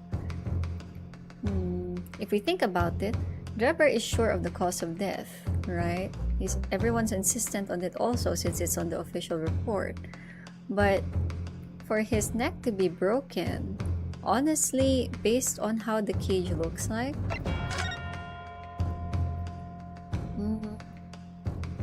is there a possibility he broke his neck?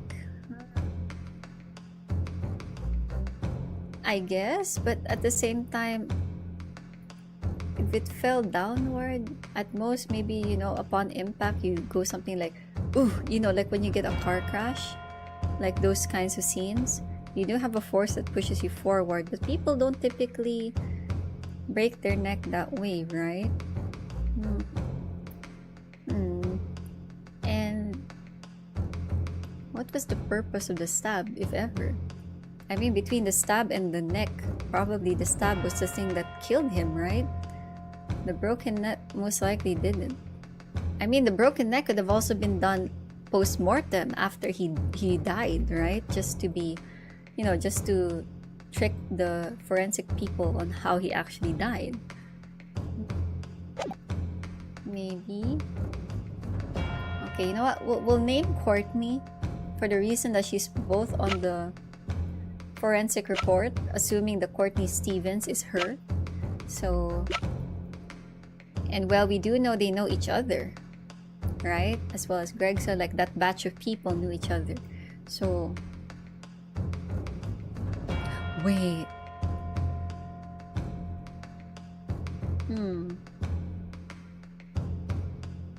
Wait a minute. Okay, I'm going to assume if she's the same Courtney back then, and do you think this report is false?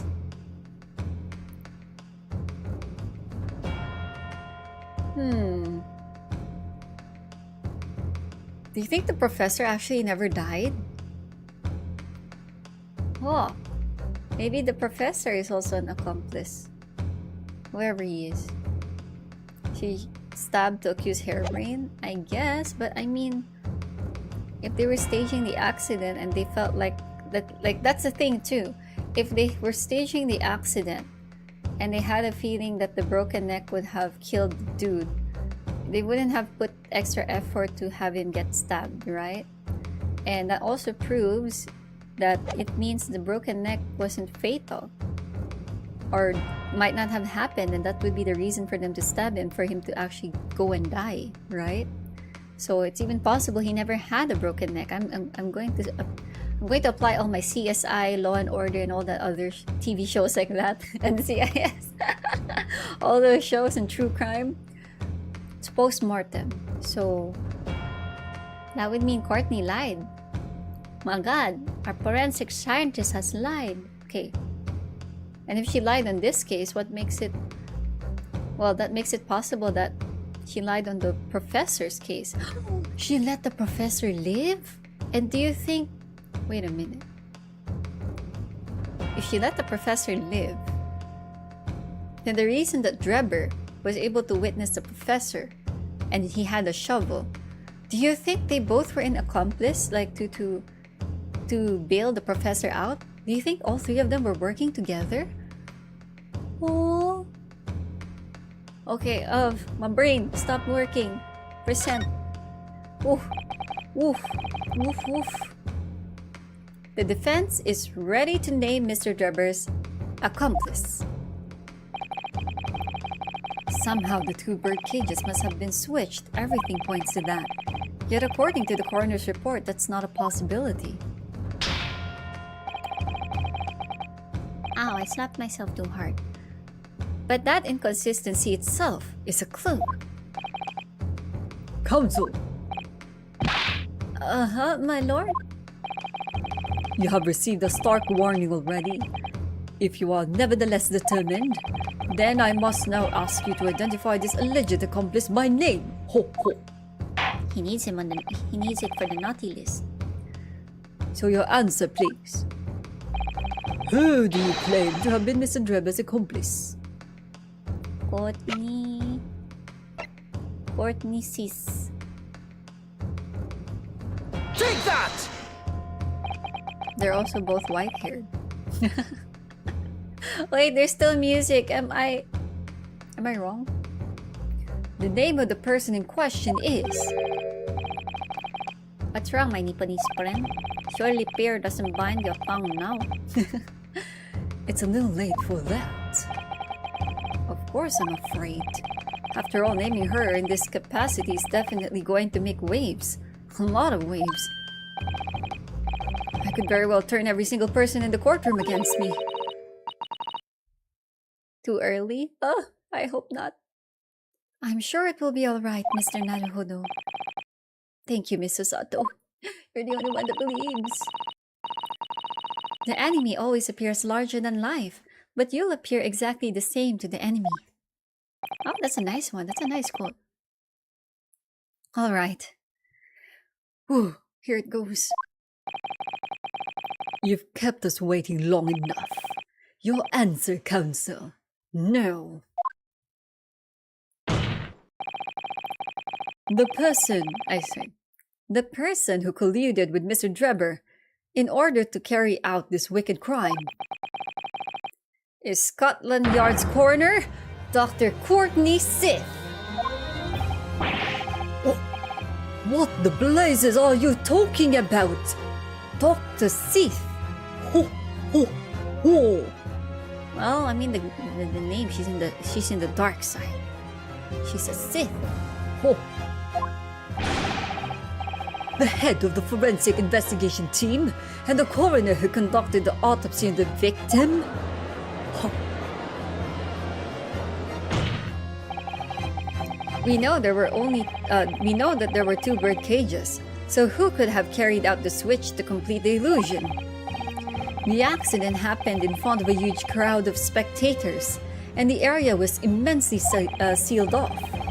Then everyone, even police officers included, were banished to make way for the forensic investigation team. When else could the switch have occurred? It can only have happened in that team's presence. Oh, he's not happy. Maybe we're right. Oh, the two white-headed peeps are the bad guys. Utred, my dear baby doggy, your butt's moving the table, and he's lying against my side table and chair. I'm slowly moving closer to the PC, baby. You're so big. I'm being pushed towards the screen. It's essential that the court determines exactly what happened following the incident. The defense The defense demands that Dr. Sith be summoned to the witness stand at once to testify. Oh my, we're gonna call her the scary lady? Oh my, I want corn too. With butter and sugar. You've got a nerve, lad. Standing up there dragging the Yod's name through the mud. I didn't mean to. I know the woman there. Well, there's no better dead room worker out there. How dare you call her a criminal? Yeah, bet everyone hates me now. Oosha. My lad friend's imagination appears to be wilder than the East End at night. But the recklessness of your accusation aside, there's another grave problem with your argument. Nani. One which the prosecution demands your address at once. A grave problem? Oh my word. Oh, Scythe. As in Scythe of the Grim Reaper. Ah! Is it pronounced as Scythe? I've never looked it up. Because I thought it was just Sith. Courtney Scythe. Courtney Scythe. Courtney Scythe. Oh. Okay, I will pronounce it as scythe from now on. Hi. Why do you claim acted as the victim's... Who do you claim acted as the victim's doppelganger? What? Certainly. If the birdcage containing the body of the victim was exchanged for another, that cage must also have contained a body. And yet, no missing persons or accidental deaths of anyone, even remotely resembling the victim, has been reported. Oh my god, I understand. There is one person who went missing. Oh my god, it's the wax body, isn't it? Oh my god.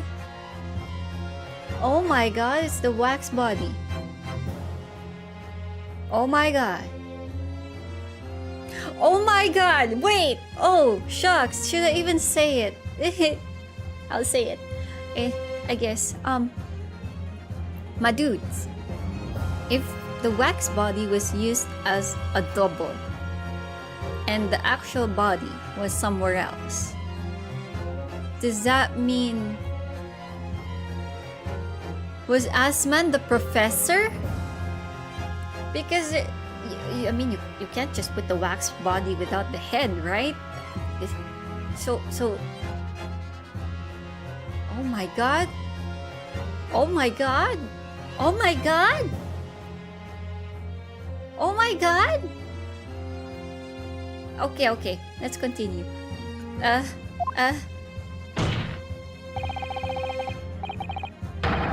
Which means there was no one, dead or alive, who could have fulfilled the role of a body double for Mr. Asman.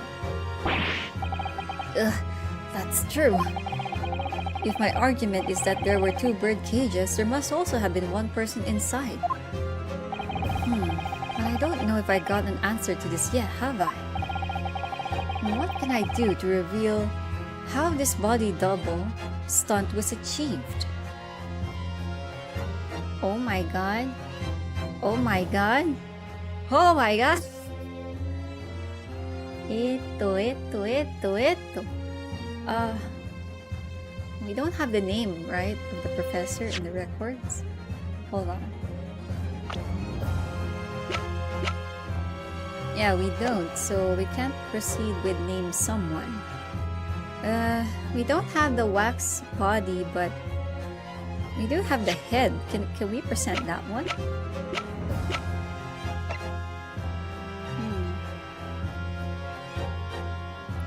Wait, maybe that's also the reason why they returned the wax model without the head. Because they'll realize that Asman was the professor. Oh my god.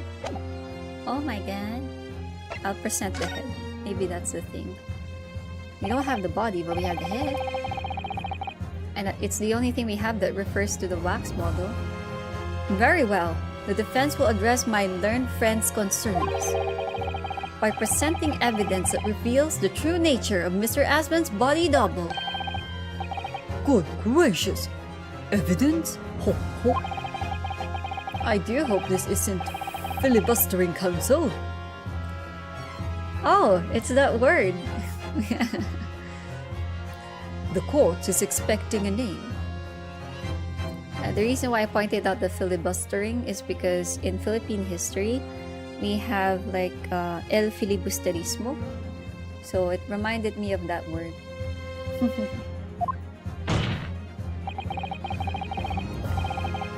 If you think you have relevant evidence, present it now.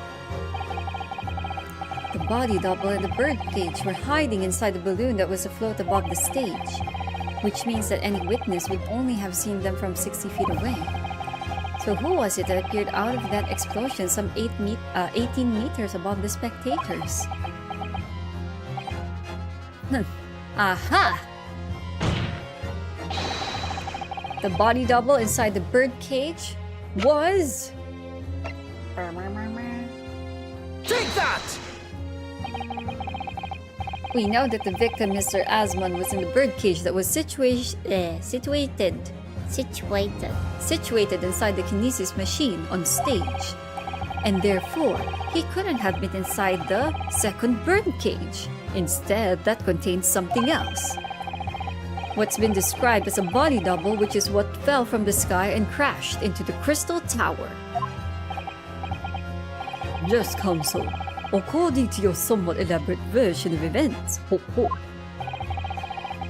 And that body double inside the second birdcage was in fact...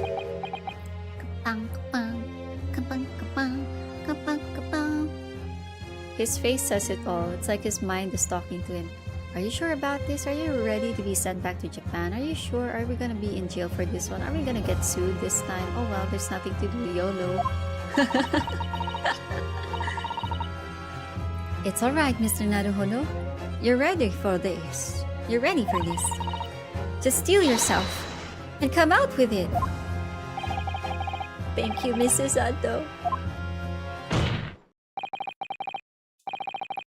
As I was saying, the body double inside the second birdcage was...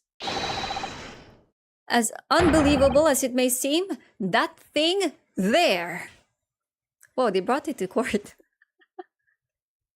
Oh my god.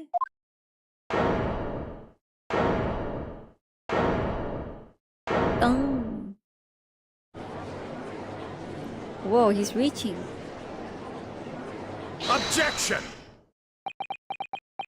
I thought his hand was gonna hit my head. Open your eyes, and you will see what you mean to me. Intrusive thoughts, I'm sorry. Open your eyes and look into mine, my Nipponese friend. I'm looking.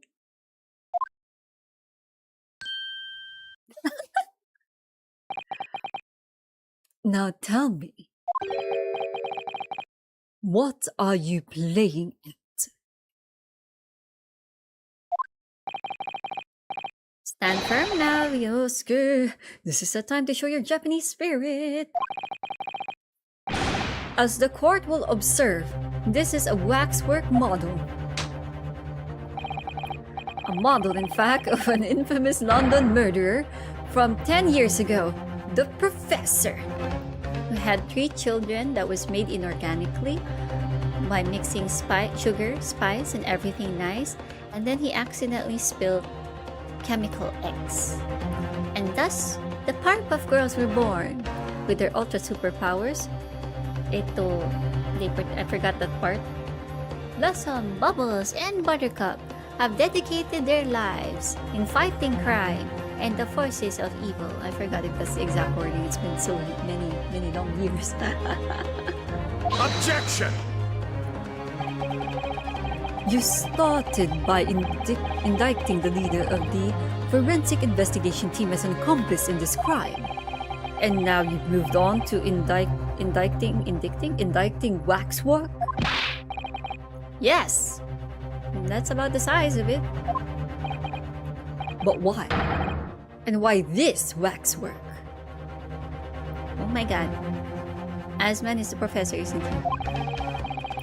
It looks nothing like the victim. In fact, it could hardly resemble him less. What possible justification can you give? If you want to know why, ask Mr. Drebber.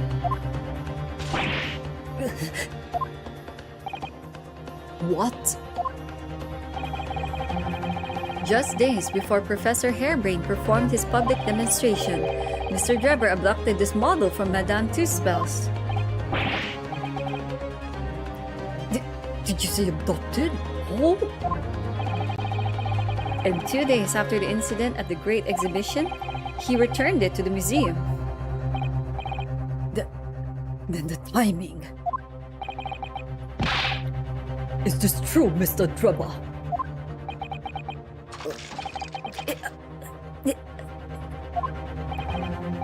At first, I couldn't see why Mr. Drebber would have stolen the waxwork and then given it back again. But now, the reason is clear. He took it so that he could put it inside the second birdcage as a body double for Mr. Asman. Objection! Are you hearing this, ladies and gentlemen of the jury? Are you hearing the defense's astonishing proposition? Or proposal, sorry. That the witness fabricated this vast machine with the intention of deceiving some wretched scientist? Well, maybe. I mean, it's possible, isn't it? That he did so in collusion with the country's finest coroner on the public stage in front of a vast audience. And that to effect the deception, he used a waxwork model that is in no way resembles the victim. Are we really to believe this far-fetched tale? What do you decide? Objection! Find someone who hugs you dearly like the girl with the corn. Yeah. Wait. Yes, if you put it like that, of course, it sounds implausible. My lord. Oh, it's a guy. My lord, I need to speak with you. To speak, if you please. Go ahead, Mr. Foreman. Myself and my colleagues have reached an agreement. Uh-oh. Oh no. Not yet. Not yet, sir. No, mother, sir. Very good. In that case, ladies and gentlemen of the jury, you will state your leanings for the court to hear now. Guilty! What? Guilty! What? Guilty! Oh my. Guilty! Oh no. Guilty! I trusted the corn. Kill me! Maybe she just wanted to grill the corn. Ah! Fireball! Ah! Where's my fire extinguisher? So was indicated by the foreman. The jury has reached a consensus. Ho, ho, ho. I knew that was going to happen. We shall get through this, Mr. Naruhodo, as we always do. And uncover some new truths along the way, I'm quite sure. Yes, I agree. I'm going to have to appeal to the jurors as usual, and see if I can persuade them to change their minds. The defense will now embark on a summation examination. Are you and your fellows ready to proceed, Mr. Foreman? We are, my lord. Very well. In that case, I ask you to state clearly for all to hear the grounds on which each of you decided the defendant is guilty of the crime of which he is charged. Ho, ho, ho. Tumpan tumpan tumpan tumpan tum tum tum tum tum tumpan tumpan tum. Oh wait, it's a different BGM, isn't it? The jurors' contentions. I've known that woman for years. She'd never been an accomplice to anything. It's utter nonsense to think those two would even be conniving with one another. Oh dear, this is most troubling. But surely the waxwork the man stole is nothing to do with the coroner, is it? I have my own problems with the members of the police. I do not trust him that much. I've seen no rigorous proof that this waxwork was never inside the birdcage. It's conjecture.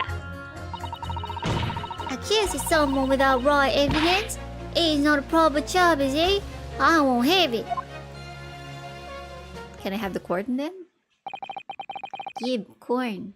Munch munch. Somewhat unsurprisingly, it seems the introduction of this waxwork model to the proceedings has polarized opinion. Special? Given that its face is obscured and its build is in no way resembles that of the victim. Oh, so it doesn't resemble him, so he's a different person then? Oh well. But hey, from far away it doesn't matter, right? You wouldn't really see him up close to tell the difference. I can only applaud my learned friend's temerity at suggesting it as Mr. Asman's body double. Yes, the applause is deafening. Yes, I know it seems extraordinary. But that's the point. That's why I have a strong feeling it's actually a clue than... a greater clue than anyone yet realizes. What are you thinking, Mr. Naruhono? I can't explain why at the moment, but I feel as though there's a specific reason why it was used. Why it had to be this model. Really? A reason why nothing else would do, you mean? Yeah, and I'm convinced.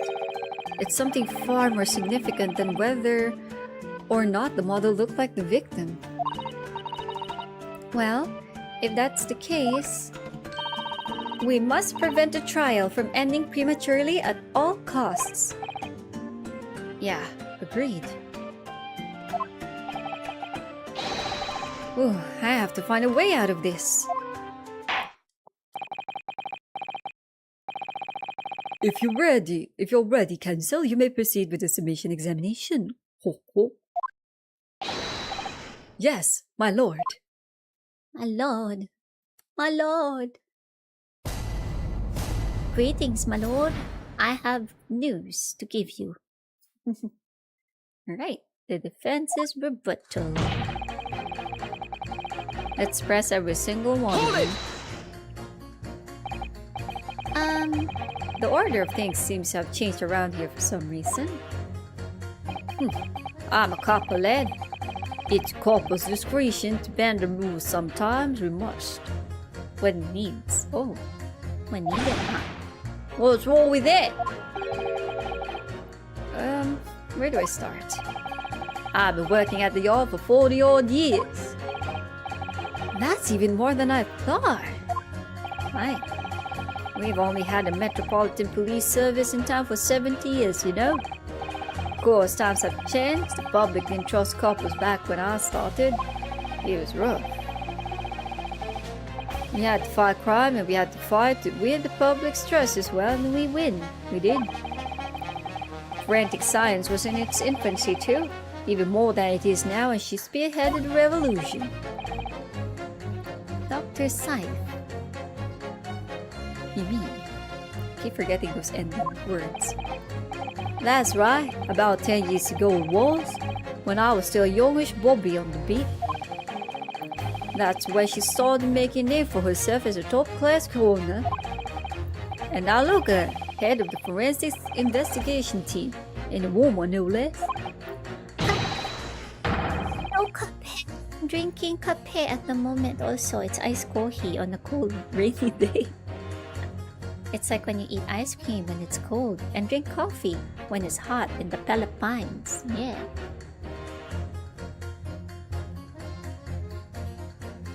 Ah, ice coffee. So good. How are you, Kape? Have you been well? Nya nya nya. Yeah, kape tayo. Oh my god, that's coffee, everyone. Coffeeを飲みましょうね。はい、飲みましょう。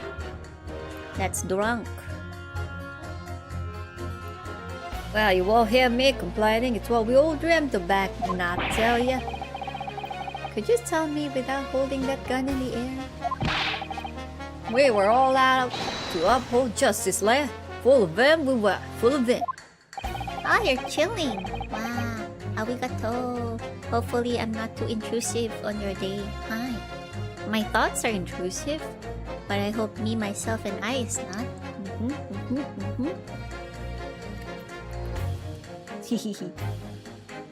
That's coming across loud and clear.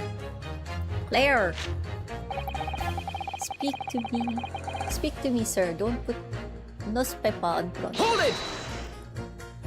Idiotic! But we're only just starting to understand this case.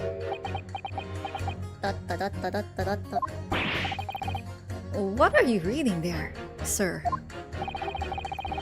The man behind those murders on Solar Pond Street was caught in 2 days flat.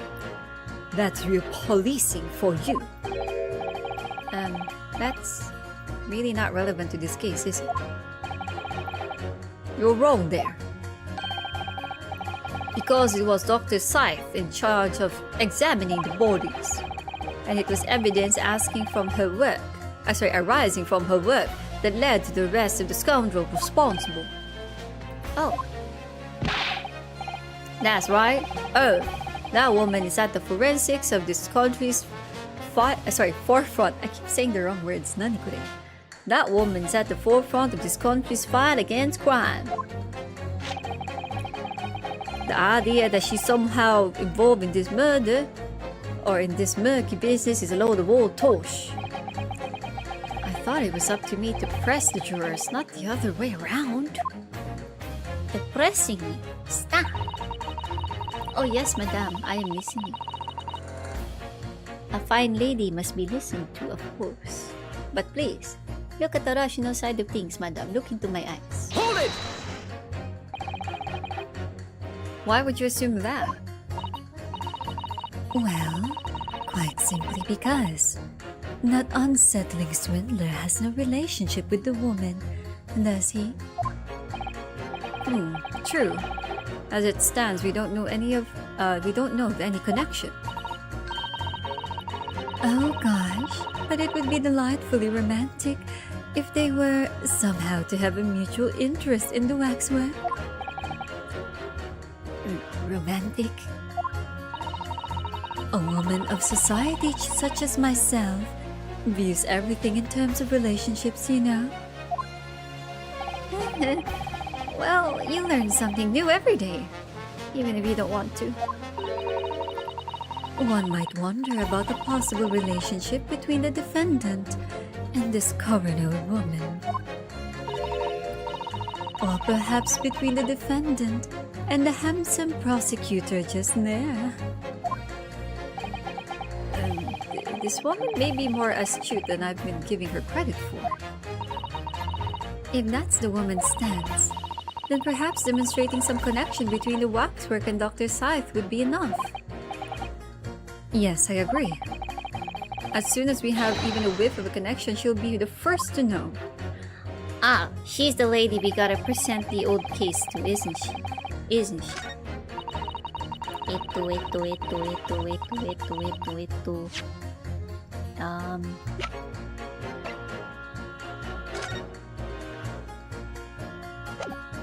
Yeah, I guess it's this one. Oh, here goes. Here goes. Here goes. We're going to use it. Wait, what? I guess we have to press her again? Hold it! Wait, I'm confused. Am I supposed to wait for a cue? Oh, I'm supposed to press her against somebody else. I remember now. I remember how this works. So we have to talk to the other peeps. Gomen. So I can do this. Let's skip this part. Okay, let's talk to Magician Boy. I've had my own problems with the police. Okay, let's proceed. Hold it! The police. What sort of problems? Let's say we have run into each other on numerous occasions while I've been performing on the street. Right, I see. Obviously, artists such as myself cannot appear on stage as we work in close proximity to our audiences. So we perform our great magic in parks, on street corners and the like. But the police use any excuse to make our lives difficult. Oh. Okay, pursue. Excuse me. Sumimasen. Do you have something to say in response to that, Mr. Ottermo? Who you call a mass murderer? Sorry, my mistake. I got confused because I heard you look like him. I don't look anything like the man you want to be locked up, sonny! Thanks, Mr. Sholmes. Perhaps we could move on. I was really wondering if you had something you wanted to add in response to what juror number 3 just said. Oh my god, that gun. That gun can go off anytime. Sir, please put it on your desk or somewhere else. Please stop. And clearly you do. Back in my day, back in the good old days, it wasn't like this. What was it like, sir? We worked our figures to the bone to earn the public's trust, Witty. And by Jove, we earned it. People respected us back then. Respected you? No one would have called the coroner into question in them days. The coroner's report was a hallmark of an investigation, though what? Especially when Dr. Courtney Stevens puts her name to it. Thank you, sir, for blabbering. Now we know it is the same Courtney. She was the best of the best, and the apple of the... hold on a minute. What are you talking about? Who's Courtney Stevens? Ah, sorry. Got a bit carried away there.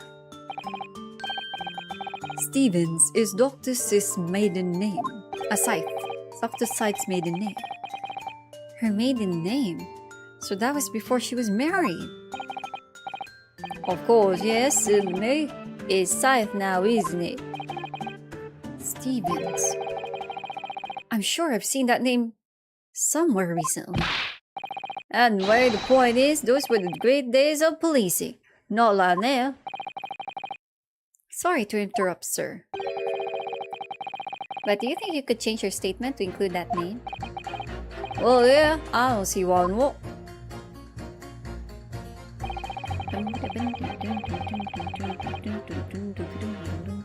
So he is the one we have to present it to, don't we? Ah, I forgot it's not the arrow key. Can I present? No, I cannot. Oh, not yet. So I have to press it again. Hold it! She was legendary, wasn't she? What did you say? That woman is still the best coroner in the land, head of the forensic investigation team. Legendary was your description, sir, not mine. Rubbish! That would never pass my lips. I'd never describe anybody that way ever, not if they were still in the game. Oof, sorry, you just did say it though. I think the point that you're trying to make is that Dr. Scythe is an extremely talented coroner. Would that be fair? It won't. If it weren't for the fact that you're trying to drag that legendary woman's reputation through the mud. I'm going to pretend I didn't hear that legendary.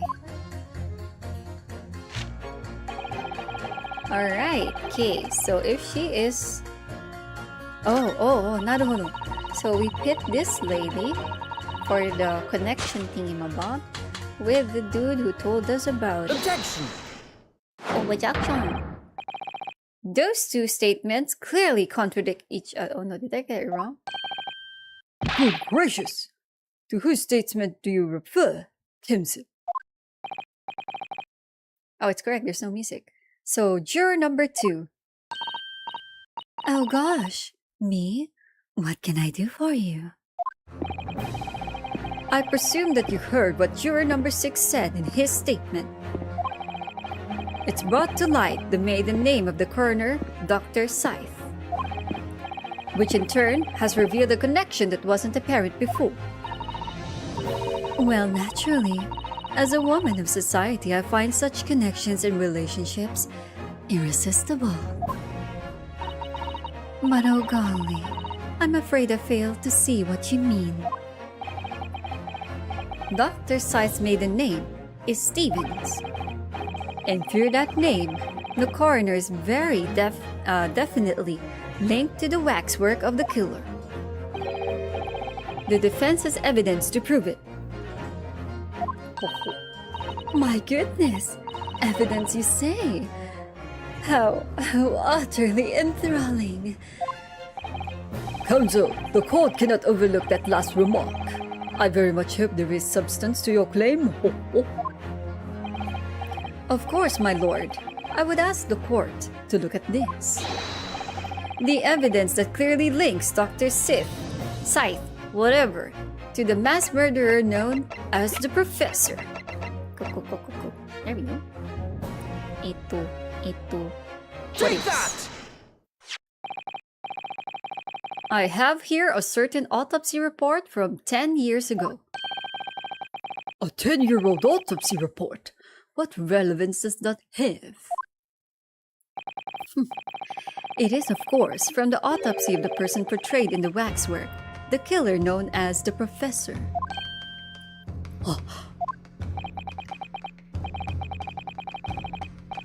The Professor's? But the man was a capital offender, so... That's right. This is the certification of death that was drawn up after the convict's execution. The identity of the killer was never made public, so the report gives few details. But what's important is the name of the coroner who wrote it. Courtney Stevens. Oh my! Courtney Stevens! Strike a light! It appears that the professor's autopsy was conducted by Dr. Scythe 10 years ago, and a few days ago Mr. Drebber very deliberately stole the waxwork of the professor from Madame Two-Spells. A waxwork that doesn't in fact resemble the victim, Mr. Osman, at all. And do you suppose there's some unsavory relationship between those events? Absolutely. I'm sure of it. There's no doubt in my mind that the professor's case is at the heart of a link that we have yet to uncover between Dr. Courtney Scythe and Mr. Enoch Drebber. Hidden links, mysterious connections, secret relationships. This is almost extraordinary. We're surely obliged now to explore this further.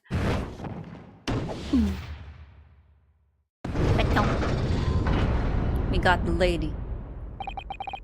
Quite right. We can't let this trial come to an end now. Not while there's still a cloud of suspicion hanging over the yard's best corner. It wasn't like this in my day, but we're still here to uphold justice in the end. Kapow!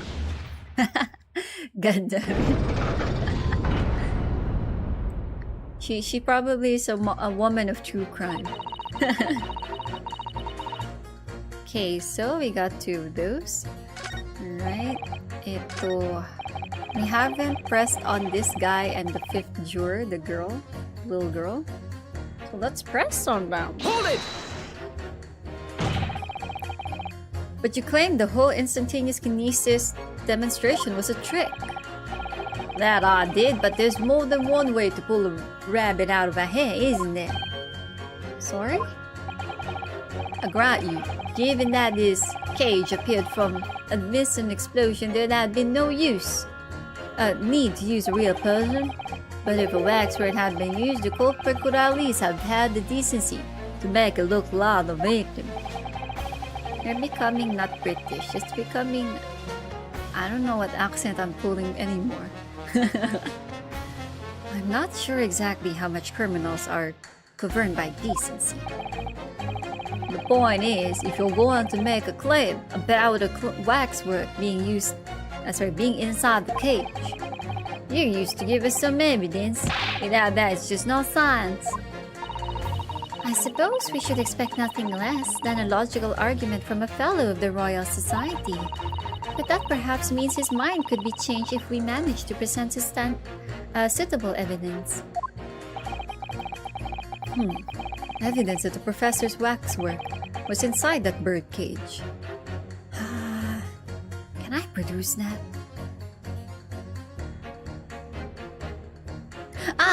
Wait, I think we do. The piece of glass, right? Please correct me if I'm wrong, chat. But when we examined the waxwork when Shom scammed us of 5 shillings, I remember, I think Naruhodo was the one who pulled out the shard of glass, the thick glass from the jacket, right? Of the waxwork. So, the glass is the same as the one in the photo with Asman's dead body. So, it's from the Crystal Tower, and it's the only place with thick glass. So, we can use that as a connection. The waxwork has at least been to the Crystal Tower. Actually, I have something that I'd like you to see, sir. Oh? I must warn you that I finally believe it's only wise to trust men in white coats. So given your jet black outfit, I don't mind admitting to a sense of trepidation here. So you don't trust anyone in black? Looking in the mirror must be very trying. Because he's wearing black too. Whoa. Okay, so I do have the evidence that proves the waxwork was inside the bird cage. Where is it? Here it is. Presento. Take that! Take that! Was there a piece of glass? Though it's unusually thick for glass. Yes, it's a piece of broken glass that we found inside the jacket of the waxwork. As you say, it's no ordinary glass though. It's very thick and clearly made for extra strength. Much like the special glass that was developed for the construction of the Crystal Tower. The Crystal Tower! Holy smoke! Exactly. The centerpiece of the Great Exhibition where the very incident we're talking about took place. On the day in question, the birdcage fell from above and smashed through a window of that special glass. From whence this small piece originated, is that it? Precisely. So what do you think? What do you say? Now that clear evidence in support of the assertion has been placed before you.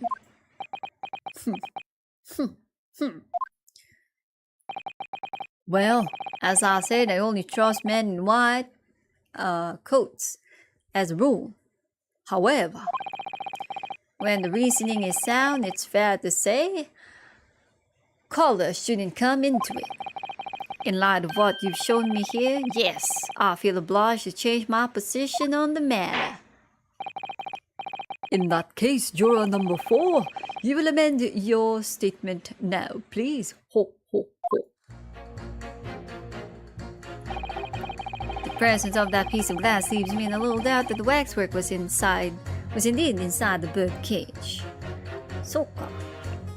Eh? Press Q. Did not. Hold it! Thank you for reconsidering your position, sir. Your words are misplaced, boy. My opinion is governed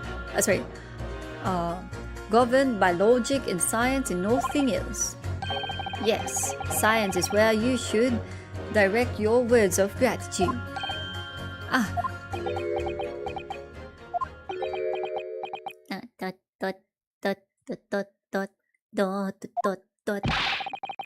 What's the matter with you? Too good to say some words of thanks to the mother of all academic subjects, eh? Oh, what is it about scientists, honestly?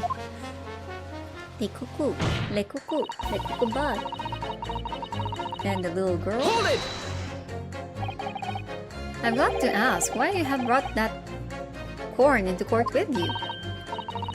Colonel Cobb, he's been growing back on the farm. Pick him up on the way into town.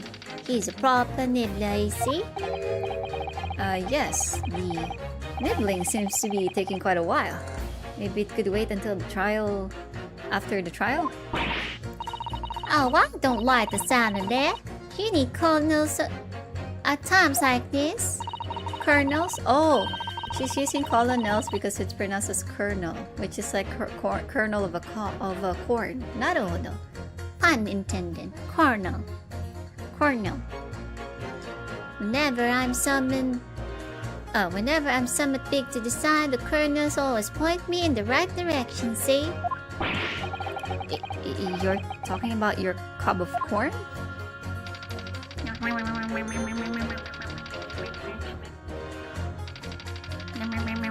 Not guilty. Out. Not guilty. Out. Not guilty. Out.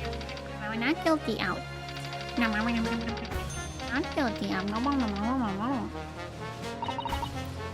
Perhaps it's akin to fortune telling with flower petals like people do back home? So, Professor Harebrain's fate is to be decided by a cob of corn. Huh. Could you not at least wait until we've had more time to find the truth before deciding on the defendant's guilt? Oh, I don't know about that. Me tumb's awfully full already. Amazing. そうです、そうです。Okay. So, He's guilty, he's not guilty. Yeah. It seems a little far-fetched to think that the waxwork model of the professor was in that birdcage. But on the other hand, it explains a lot. If there really is a reason why the particular wax doll... Oh wait, I think this is what they said earlier. Yeah. Okay, so that means we still have to convince 2 more people at least. So the second and the third, right? The third and the last juror is already okay. So no need for the old man. This one doesn't want to listen to us. She's already clear.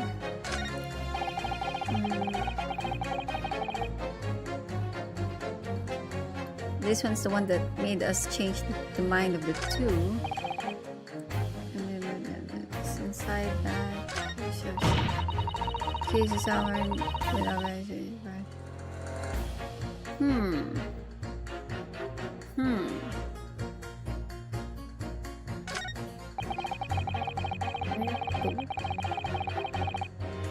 We're almost gonna convince this dude, right?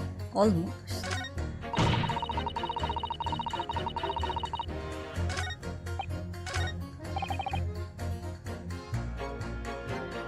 Well, number 3 and number 5 both don't trust the police.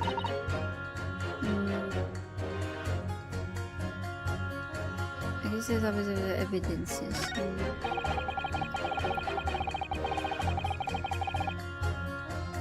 You said that doubt that the waxwork was in this.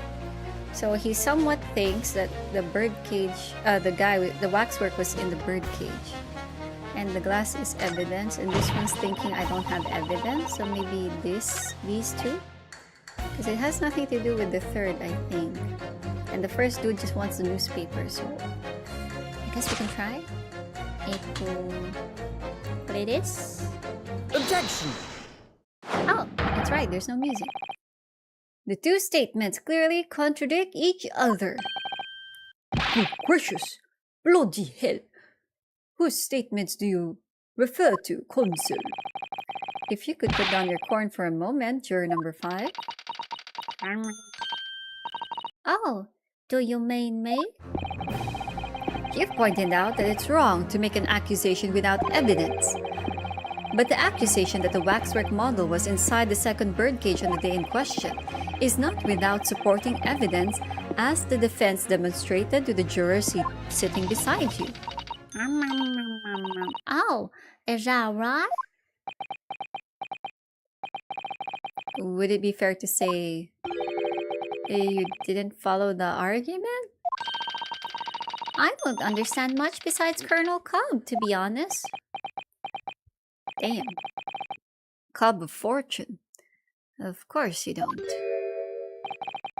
If I could interject here, please do, sir. Now that this assertion of yours about the waxwork has been backed up by some solid evidence, it would be wrong of me as a man of science not to pursue the matter further. Oh, convinced. Yeah, according to Cobb, is delicious. I like putting it to either eat it plain or maybe putting some butter and sugar on it. Hehe. We have something in the Philippines called binatog. Binatog. It usually uses white corn, and you put it in a cup with some either butter, salt, shredded coconut, or sugar. It basically, the toppings depend on you. I like it best with some sugar and coconut, shredded coconut on top. It's really delicious. So it's like really chewy, and it's quite very fulfilling. Like if you only eat a small cup of it, it's quite heavy but so delicious. I love it so much. Yeah, binatog. Oh, well, me too, then. Wait, is she just following the dude? Sorry? If this brainy gentleman says he's right, then he must be right. See, I wouldn't dream of going against Colonel Cobb or anyone who's got stuff in between the ears. Oh, that was easy. Thank you, Cobb. Success, if you can call it that. No. Thank you, Oh wait, it's the judge. Thank you, counsel. That will do. Ho, ho. As a result of the summation examination, the jury's overall leanings has changed. Ho, ho. 2 jurors now call guilty against 4 who call not guilty. Accordingly, the court has failed to reach a consensus at this time, and the trial must continue. Ho, ho, ho. We did it! Oh, well done, Mr. Naruhodo! Another wonderful victory!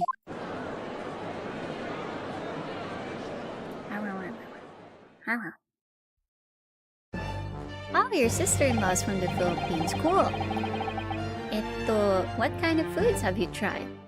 Usually us Filipinos always introduce adobo first. If it's not adobo, it's sinigang and tinola. And then, if it's not those, then it's maybe some lechon. If not lechon, then it's a dessert. we'll bring out one of our desserts out of nowhere. A waxwork of the despicable professor. Used as a body double for the victim in this quite extraordinary case. I must say it's extremely hard to believe the assertion could possibly be true. However, it would appear that it does at least warrant further investigation. Ho, ho. It's the waxwork of the professor that links Mr. Drebber and Dr. Saya. And I'm convinced that there's a special significance to that link. I don't know what you're hoping to prove, lad. I really don't. The truth, sir, by using evidence and testimony. If the court is to delve deeper into the alleged involvement of the waxwork in this case, then the prosecution calls for the owner of the model to be summoned as a witness. The owner? The owner. Madame Two Spells. I really thought... that Lord Van Zeeks would object to this whole line of inquiry. Very well, I concur. Make arrangements for Madame Two Spells to appear as a witness with immediate effect. Listen carefully, my dear friend, my learned friend. Oh, yes? You should know that you're on the brink of opening Pandora's box. Eh? Huh? Do you know something I don't know, Manjix? The court shall now adjourn for 45 minutes. During that time, the prosecution will summon the new witness and prepare her for taking the stand. Ho, ho, ho. One of your favorites is fruit salad that uses nata de coco. Ah, naruhodo. Yes, I would say Filipino fruit salad is always delicious. Madame Two Spells, yes. I shall see to it at once, my lord. Wow. Ah, pancit. Of course, I forgot about pancit. Oh, to be continued. Ah, naruhodo. Oh, soka soka. I think I have a gut feeling the next part is gonna be the last part because we've established so many points. Yeah, and the evidence is running out to present, so I think we're gonna learn some interesting things on the next one. So I guess it would be good to cut off the stream here at this point. Double save, double tap, just to be sure. So I am going to continue this on Sunday. So for those who are new, I usually stream on Sundays in YouTube. Ito at around 9 p.m. in the evening. Hi. So I'll continue this Sunday, 9 p.m. GMT plus 8. I will stream on Wednesday over at Twitch. And then I will really try to finish off Pikuniku because I wasn't able to do it last time because for those who don't know, my real work is a teacher. I teach Japanese language. So I kind of lost my voice because I had several classes, one after the other, that had review and lectures. So my voice tired out too fast. So on Wednesday, I'll try to really finish off Pikuniku. So on Saturday, it's a little 50-50. I'll see if I have the strength to stream. Gomene. But if ever I do, I'll be over at Twitch on Saturday. Hi. So Wednesday Twitch, Saturday Twitch, and Sunday is YouTube. Alright. Okay. Now, I'm also thinking about if it's okay to stream on Mondays before my work because I only work in the evening at 6 p.m. on Mondays. But so far, maybe if ever like one of the weekends I'm not able to, I'll make it up by using the Monday. Hi. So that's what my work schedule can permit at the moment. Alright. So, Otsu Anzu, thank you very much guys for always coming and celebrating the shebang with me, ne? Hi. Hi. Hi, you guys have a good day too. So let's say our outro together. So if you know our outro, say it with me. If you don't, then listen well so we can do it together next time. Oh yeah. Okay. Kapow. Where's my BGM? There we go. Okay. And also feel free to like and subscribe so that we can reach more people here in YouTube. So that I won't die out of nowhere. Lol, just joking. But I mean, it would be nice if ever we could grow more. Hi. Alright, for those who did, thank you very much for giving this little apricot some support. And my mustache, yes. Alright. And as always, I'll see you in the next package delivery. Bye-bye. Feel free to check the community tab, my X or Twitter, whatever it's called, and Facebook page for announcements of streams, especially for schedules and in case I have to cancel a stream due to whatever reason. Alright, so thank you very, very much. Hi, arigatou gozaimashou. Yes. Bye-bye.